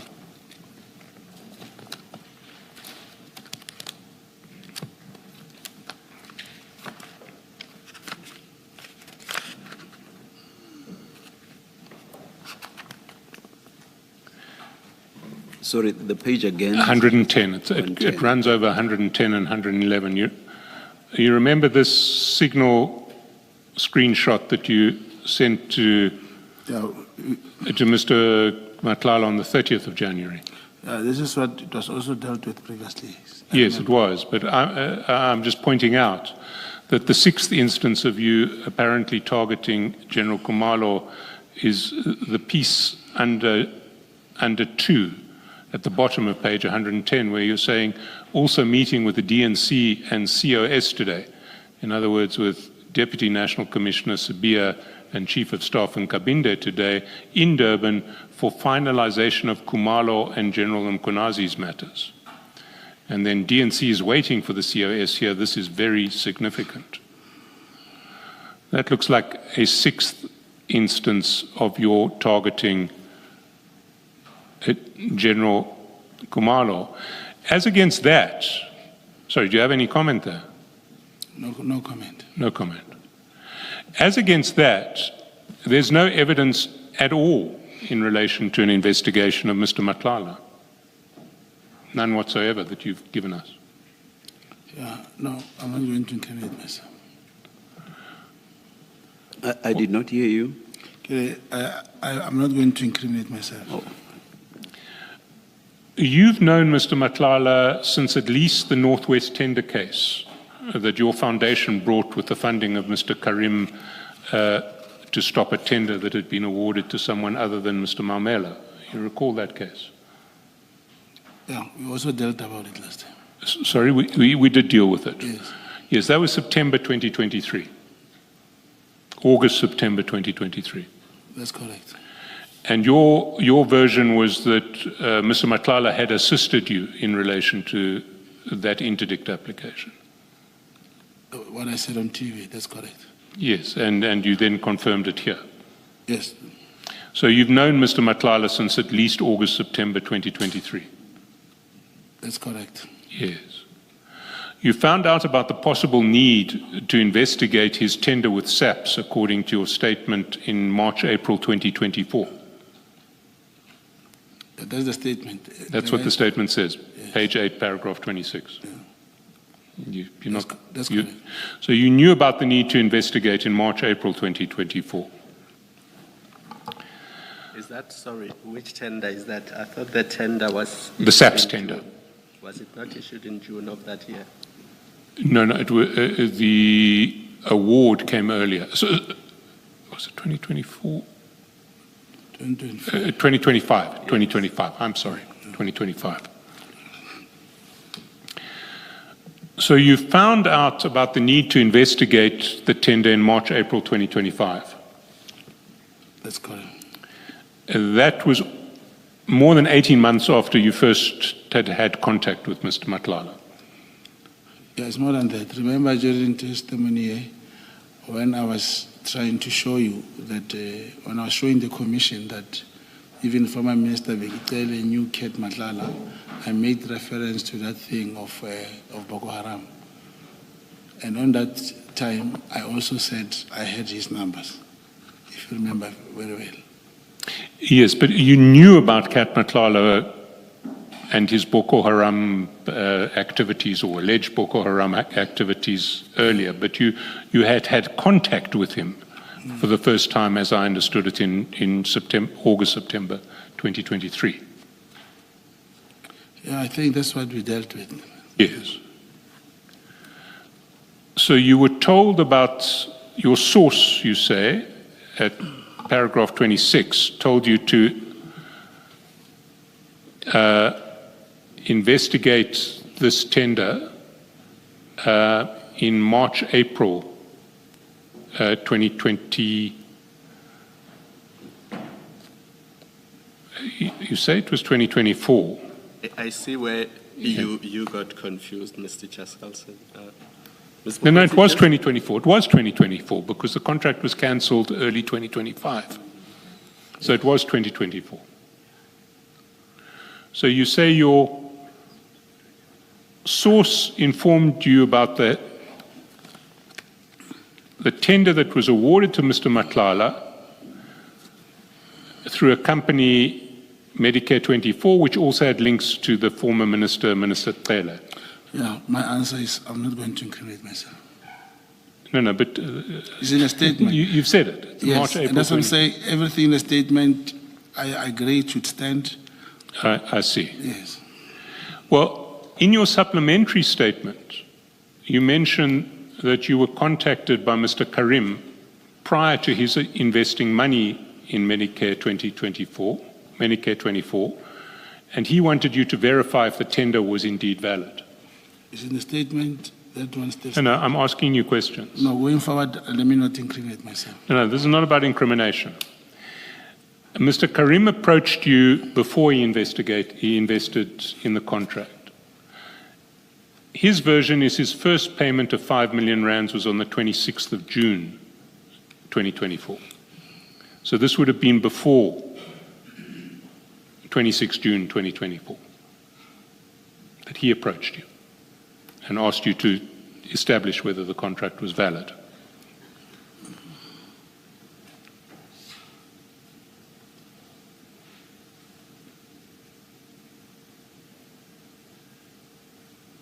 Do you accept it was before the 26th of June? Yes, that's on the statement. Yeah, that's correct. Yes. Now, Mr. Karim is your friend, is he not? That's correct. Yes. We were friends. You were friends? Yeah. Are you no longer friends? No, but not I always understood the recusal application as an attempt to start being friends again. No. You approached Mr. Karim prior to June 2024. Prior to 26 June 2024. Yeah, you see, those dates I cannot remember now. Yes, well, you can take it from me that Mr. Karim says his first payment of 5 million was on the 26th of June. That's Mr. Karim. Yes. But you say he was he contacted you prior to his investing monies in Medicare 24. Yeah, what he may have told you and what he has told me, I cannot speak on his behalf. I can only tell you when he spoke to me that he wanted to invest, that was the time.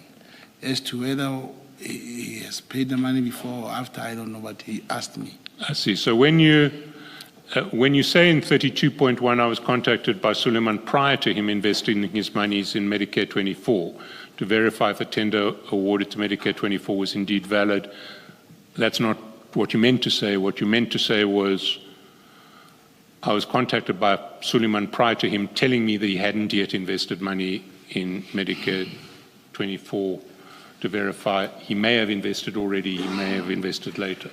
Is that what you're now saying? Let me not implicate. Sorry, let you not? Okay, let me not incriminate myself. I don't see what's incriminating here. No, you want me to change what I've said. You say what I meant to say is something else. Well, I point you to what you say, and you then say, well, it wasn't before. I can't say it was before he invested money. Yeah, Well, it's not a big issue. Right. But He started investing in June and July, and we've seen the bank records, unless there are other payments that he made that he hasn't told us about, none of them were made prior to 26 June. So you would have been in touch with him in relation to this contract around June, July 2024. I can't remember. I cannot remember. Okay, well. Again, Chairperson, SC, you are having the statement where he has paid. So now that I don't see the statement where he has paid, either I must take your word as you say. But well, on this one, you can take my word. All right. Yes, I take your word. Okay, 26 June was the first 5 million payment. All right. And Mr. Karim's evidence was that you kept in touch with him, or he kept in touch with you right through 2024 when he was concerned about finding out when payments were going to be made and what payments were going to be made. Is that correct? Did he, after the first approach, did he continue to keep in touch with you about this contract through 2024? I gotta say, like I said, I speak the statement that if what you're asking me is in my statement, yes. If it's about Karim, I cannot answer for him. I see. Yeah.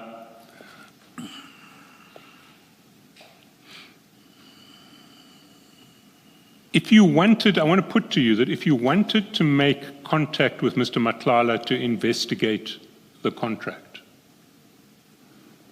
you could always do so through Mr. Karim. You could always have arranged an introduction to Mr. Matlala in relation to the contract through Mr. Karim, and you could have done that at any stage after June 2024.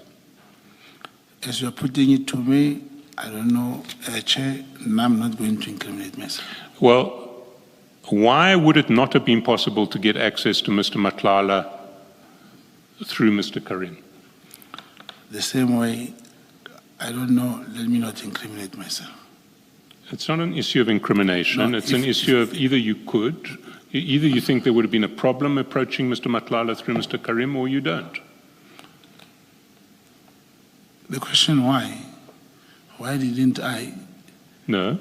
The question is, could you have approached him through Mr. Karim if you wanted to investigate his contract, if you wanted contact with him to investigate his contract? That's why I'm saying let me not incriminate myself. By saying yes, I could have approached him directly, or I could have called him, is to incriminate myself, Chair. How does that expose you to criminal prosecution, whether or not you could have found out about the contract from Mr. Karim? Either you could or you could not. Because how does answering that question expose you to criminal prosecution? The next question will be, the question here is, yes, is... You cannot say, I'm anticipating that 10 questions from now. No, Chair. You ask a question that might Yeah, Chair. Yeah, but the answer is simple. I don't know. He say he's asking me 2 years back if I wanted. I didn't want. He's asking me if I wanted, Chair, I could have made them meet and so and so. So I didn't want. I had no intention. It was not in my mind that time. So it's difficult to say now, yes, I could have made them meet. So that's the answer you should give. But don't say you don't want to incriminate yourself, because that has nothing to do with whether or not you'll expose yourself to criminal prosecution. All right, there may very well be questions that concern you for that very reason, and there you can say, I don't have to. But where you are asked, could you have contacted this person or that person, there's no reason why you can answer that question. All right, Chair.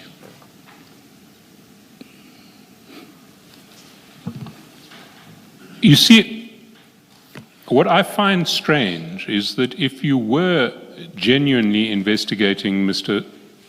Matlala's contract from March, April 2024, I can't find any rational explanation for why you wait until 7 December 2024, the day after he's been raided by the PKTT, as you think, before you reach out to him? Can you give me any explanation why you wait from March, April through to 7 December before you reach out to Mr. Matlala? Yeah, but if we can look at my statement where I spoke about having to wait for the new administration and so forth, where I said because he was, where's my statement?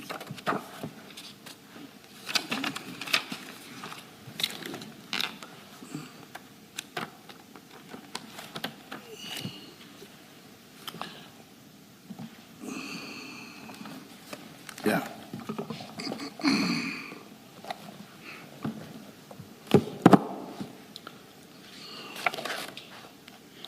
And that should not be misconceived that we waited until December. It's not the case. But he reached out to me that time, and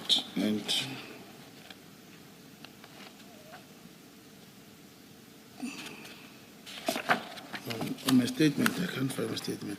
On a statement, that's where I said, because he was close to the former minister and the national commissioner who appointed him, we thought we should wait for the new dispensation.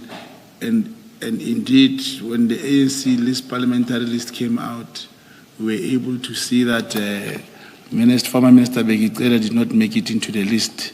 That's when we realized that there's going to be a new minister, of course, and we waited. It's somewhere in my statement.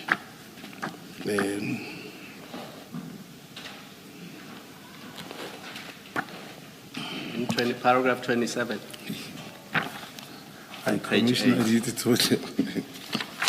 When were the elections in 2024? Well, let me help you on that one. They won the 29th of May. Okay.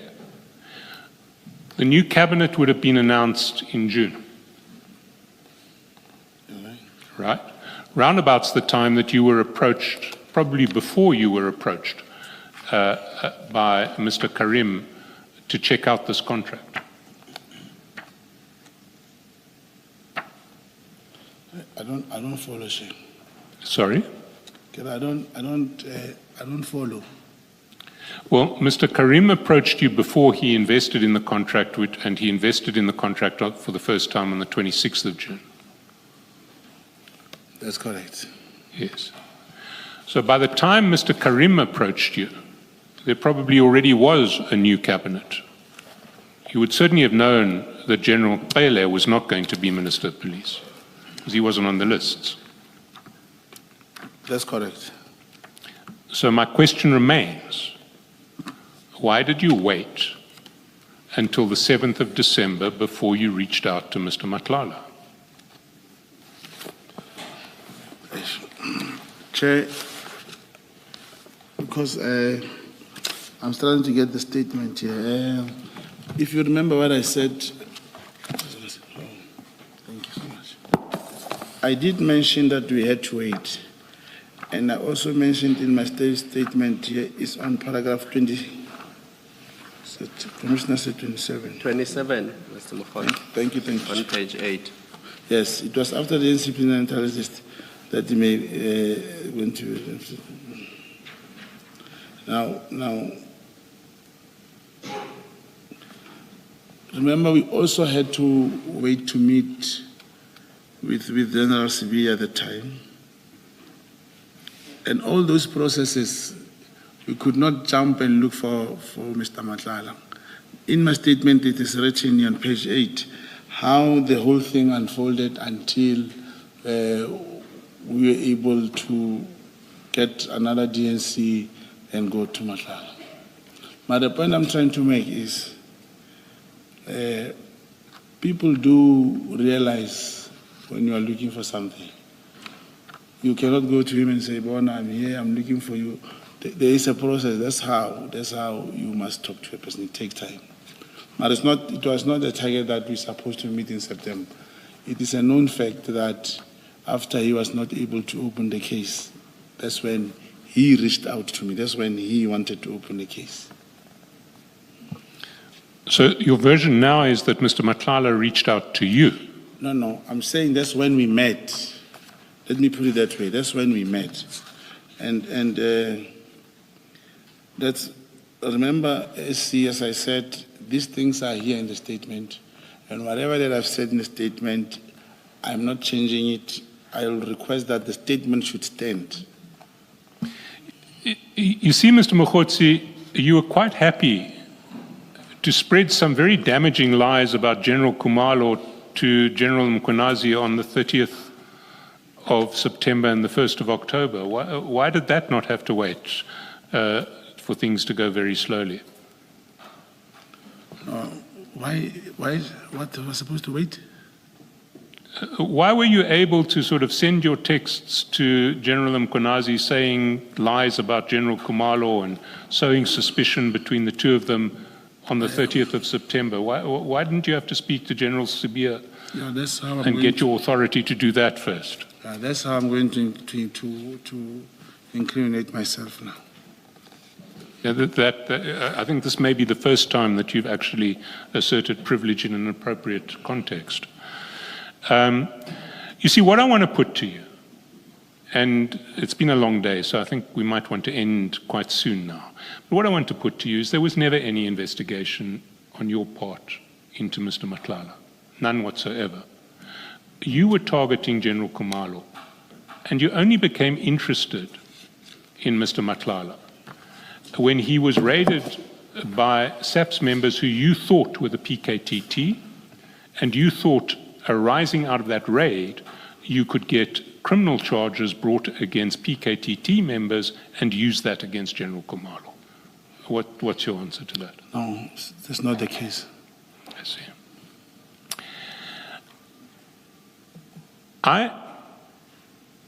My last set of questions is, I want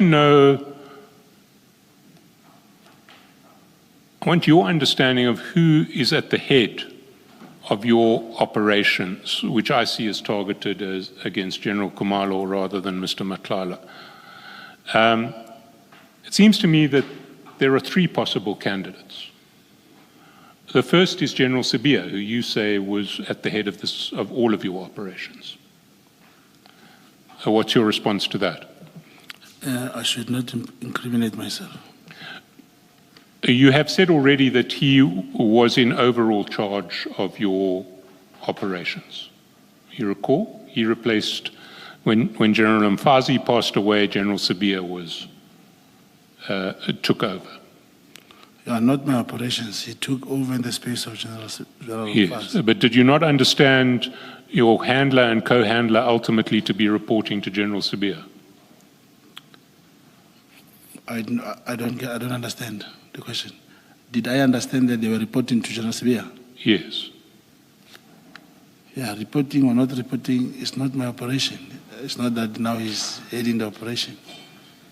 Sorry, did you understand, well, let's take it a step at a time. Did you understand that they were reporting to General 𝐟𝐸𝐫𝐤? No, I know they're working together. As to how they're reporting, I cannot tell. I don't know how they report.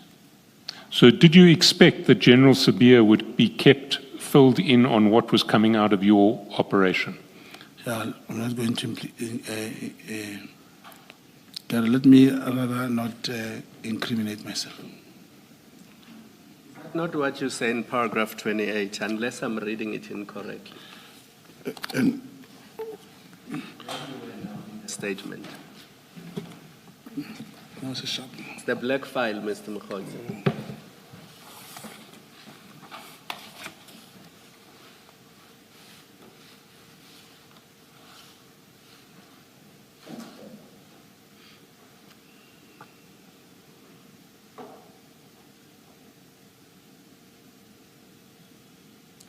Yeah, it's paragraph 28.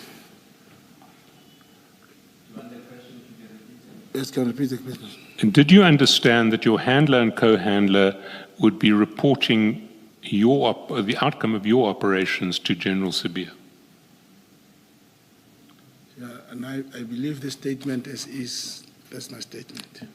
My question is slightly different. Did you understand that General 𝐟𝐸𝐫𝐤 would be briefed on the outcome of your operations? I didn't know that. You didn't know that? No. Why then did you need General 𝐟𝐸𝐫𝐤's permission before you could get going with your operations again. That's incriminating myself, Chair. Is that going to incriminate yourself? I don't wish to incriminate. The question is, why do I want to? Why was it necessary to have a meeting with General 𝐸𝐫𝐤 before you took matters forward in September? Yeah, but it is in the statement that General 𝐸𝐸𝐤 was appointed in the space of General Mfazi. It's written there. Yes. And another statement, one of the sentences where we say there was a feeling from handlers that he was not involved in the Medicare 24 tender. Somehow he was not implicated in that. Yes. You would be more. Well, let's just stop there. We have seen substantial evidence of the relationship between General 𝐸𝐫𝐤 and Mr. Madlanga in this commission. And in particular, we've seen evidence that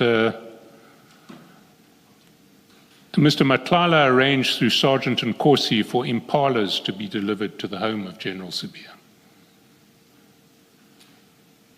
Now, if you go to page 86 of the annexure bundle, BM 7.45,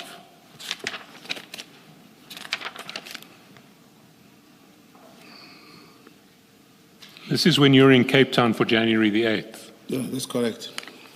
And you WhatsApp Mr. Madlanga on the 8th of January at 20:57 saying, please assist with something for the guests. That's correct. And he doesn't get back to you, and 2 hours later you say Impala ? Yes, yes. And then there are some laughing emojis straight after that on the next page. Yes.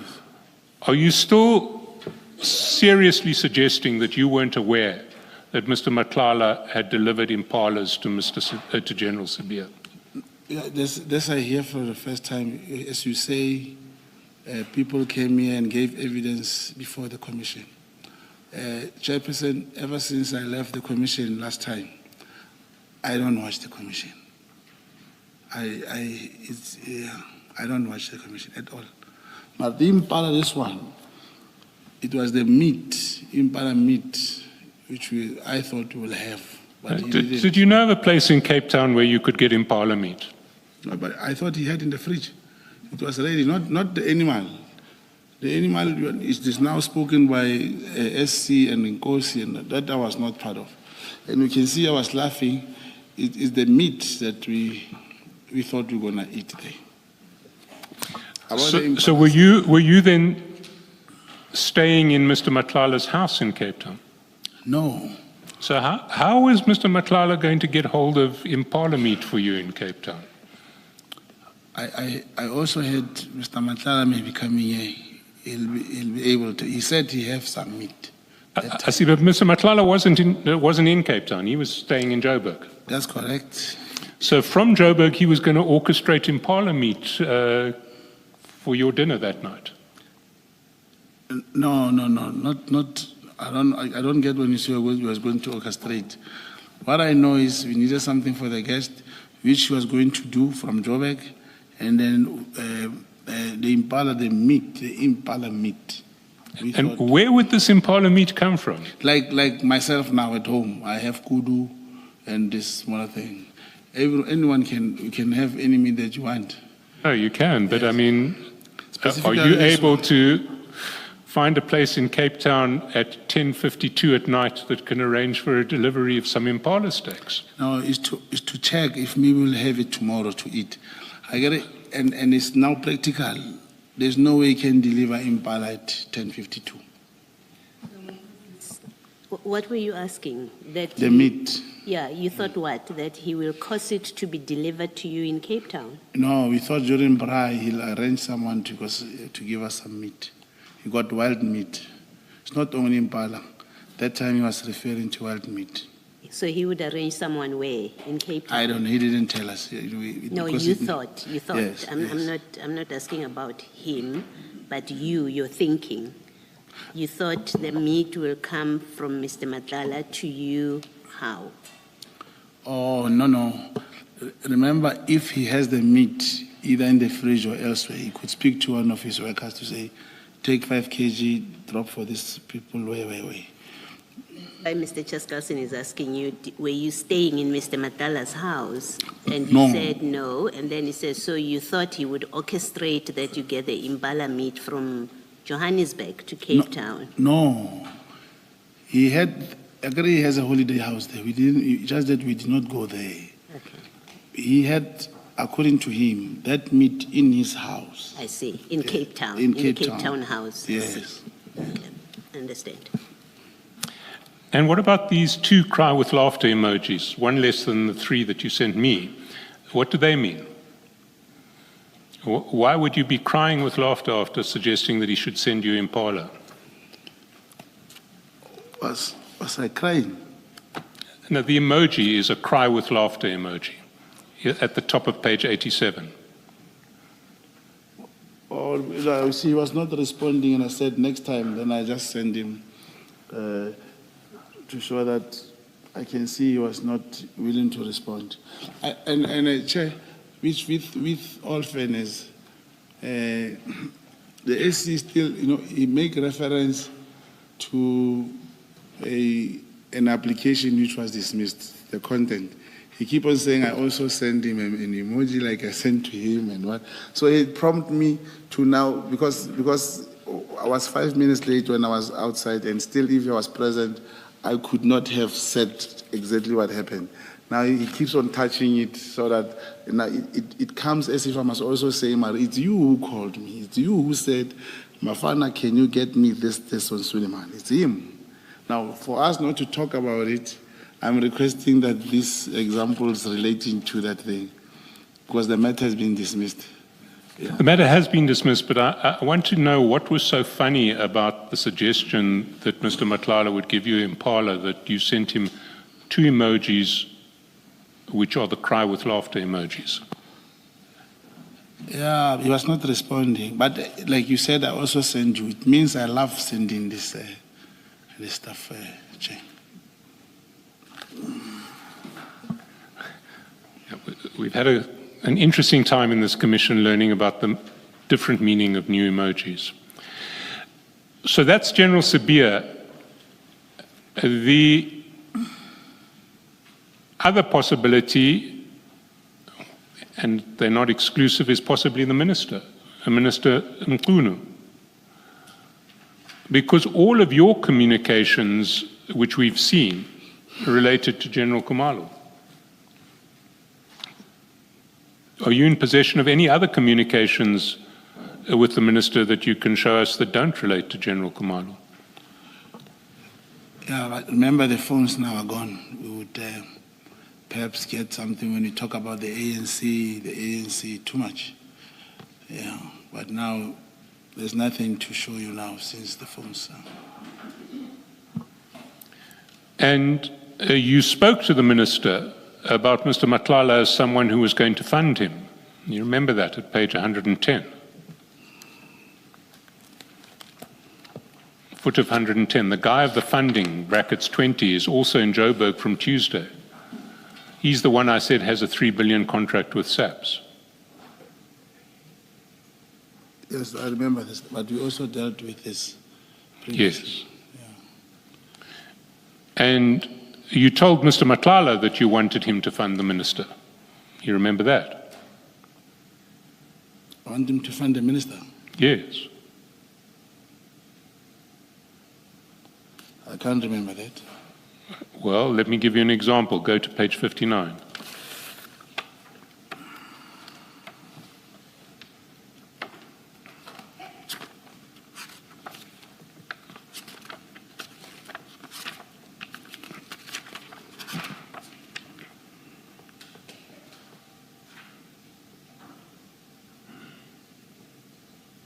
You see footer page 59, Mr. Matlala tells you, when you tell him to stand back for his safety in business, he says, this won't change my contribution towards the Minister, though. I made a conscious decision and I'm not backing down. Whatever help the Minister needs from my side, I'll be happy to assist. Yeah, but the question was, did I ask him to fund? He sent the No. message. I did not ask him. You didn't ask. So he volunteered to fund the Minister. Yeah, You see, this is what he said. You can say I volunteered, but I did not ask him. You can never ask funding or anything in the name of another person. He thought that he was funding the minister, or not? Come again? Mr. Matlala thought he was funding the minister, Thought didn't he was he? funding the minister. Thought he was funding the minister. Yes. No, in all our communication, there is no part where I say the minister wants. No. No one ever funded Minister 𝐬𝐮𝐬𝐫𝐤 that I know. Nobody. The guy which I thought would fund that thing, I forgot his name. He also had a small contract in subs, but he did the meeting never materialized. I see. So it was somebody else who was funding the minister? Never funded. Right. I was trying to arrange the meeting, never took place for that thing in 𝐾ZN. Let's look at the last possible candidate, General Khan. General Khan. Yes. Okay. He was being prosecuted at the time in a process which had been initiated by General Khumalo. Do you remember that? It's correct. The only person in crime intelligence who actually admits to any knowledge of your operation is someone who works with General Khan and says he's a very good friend. That's your co-handler. Oh, he said that to you. No, I don't know that. Yes, well, you can take it from us that is what his testimony was. Thank you, Chair. There's no sign of you on the books of crime intelligence. We've seen that. You're not registered as an agent. You're not registered as an informant. But I cannot comment on that. Yes, but if your co-handler was going to be running you off the books of crime intelligence, you'd expect that he'd need someone senior to support him doing that. You see, when we went to the hospital with you remember when we went to the hospital? Yes, you didn't come, but your attorneys did. Thank you, Chair. Your attorney and counsel. He wrote something very short, and he said, when I was registered for this particular, because the matter was sensitive, we could not be re-registered again. So it was then done manual. I don't know how they do it. Yes, we've been trying to find that out too, but the one thing that is clear to me is that's not someone at the level of a rank of colonel will do without cover higher up. Do you accept that?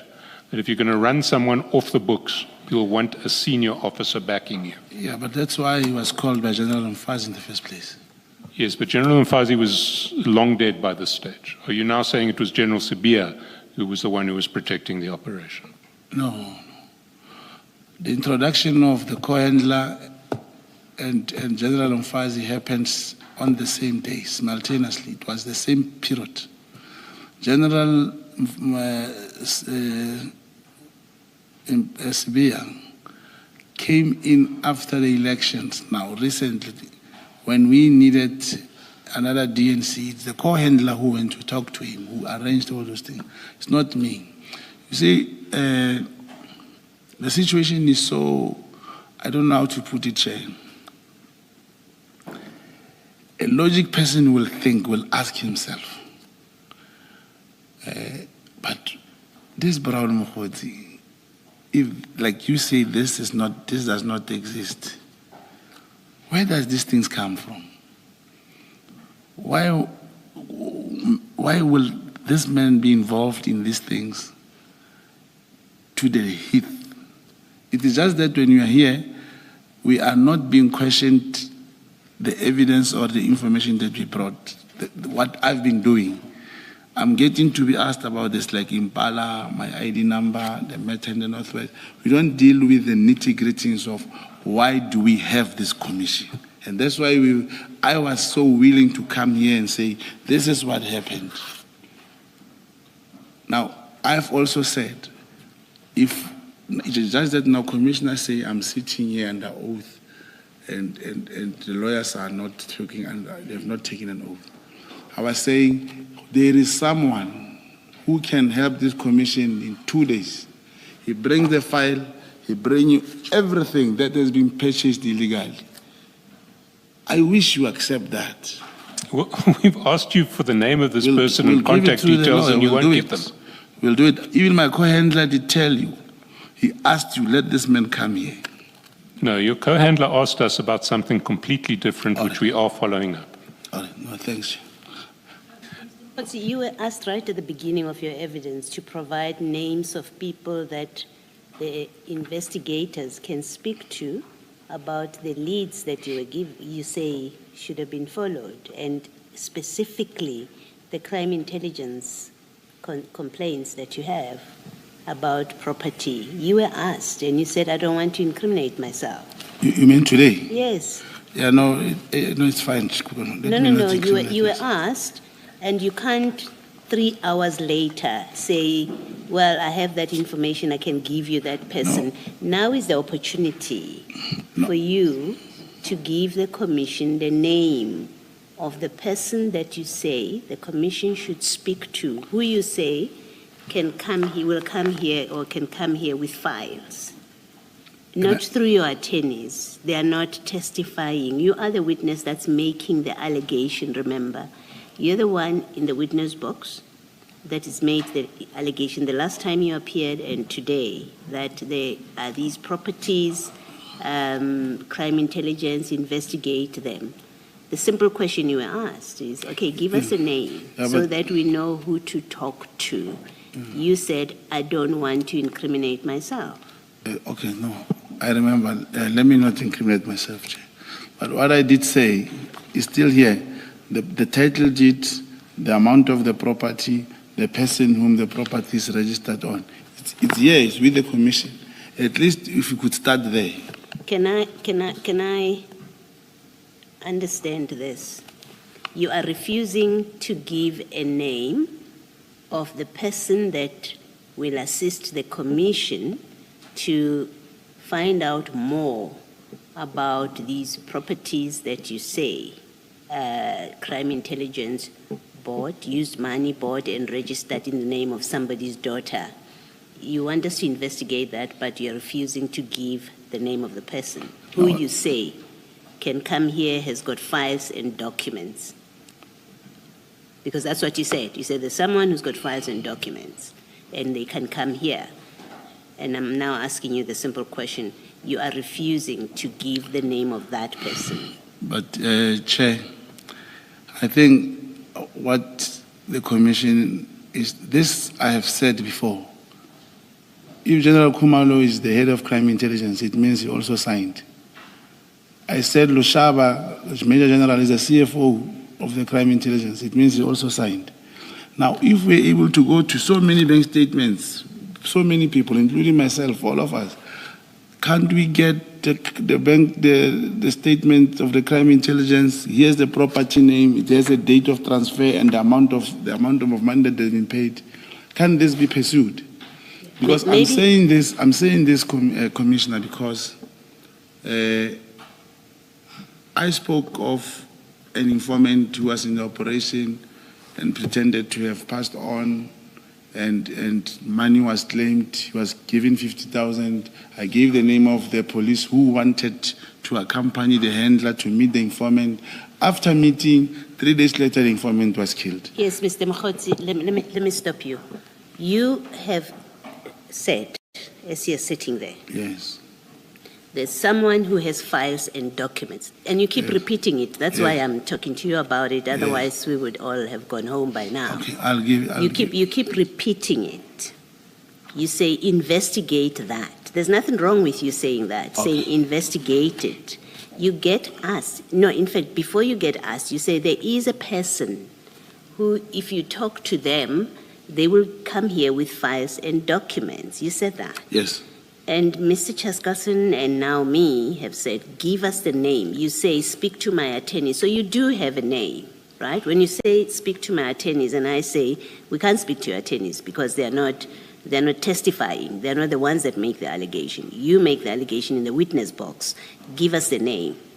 You can say, I refuse to give you the name. Because I understand you to be refusing to give the name, and I would like it to come from your mouth that you refuse to give us the name, then we'll leave this topic. No, we can't leave the topic, Commissioner. It is, the rules are being read.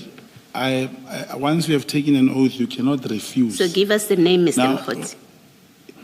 It's the same as, I'll give the name. And Please I do. wish, Please yeah, do. I'll write it down also. Please I'll do do. that. Yeah, maybe let's cut through this. All right. You can write the name down, Right. give it to Mr. 𝐾𝐨𝐧'𝐭. You've given him something to start with, to I'll do investigate, that. someone to talk to. Okay, thank you. Thank you. At least, thank you so much.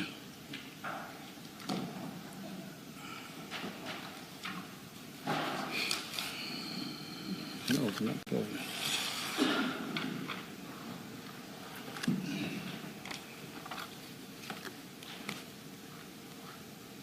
This one is alive. It's always a help when you have to ask them questions.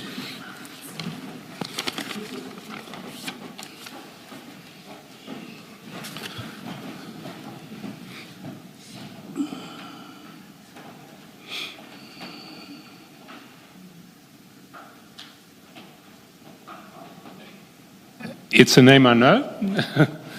I'm happy if you want to destroy that so that it goes no further. I will remember that name. I know that name. Thank you.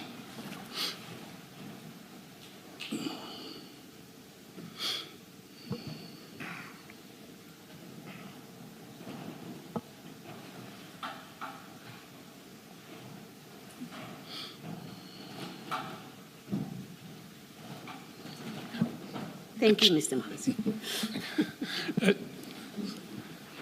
Chair, it's 6 o'clock on a Friday. I don't have any further questions.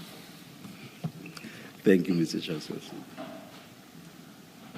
Just to place it on record, we gave it back to you. Don't say it was leaked by the Commission. Any re-examination, Ms. Muhumane?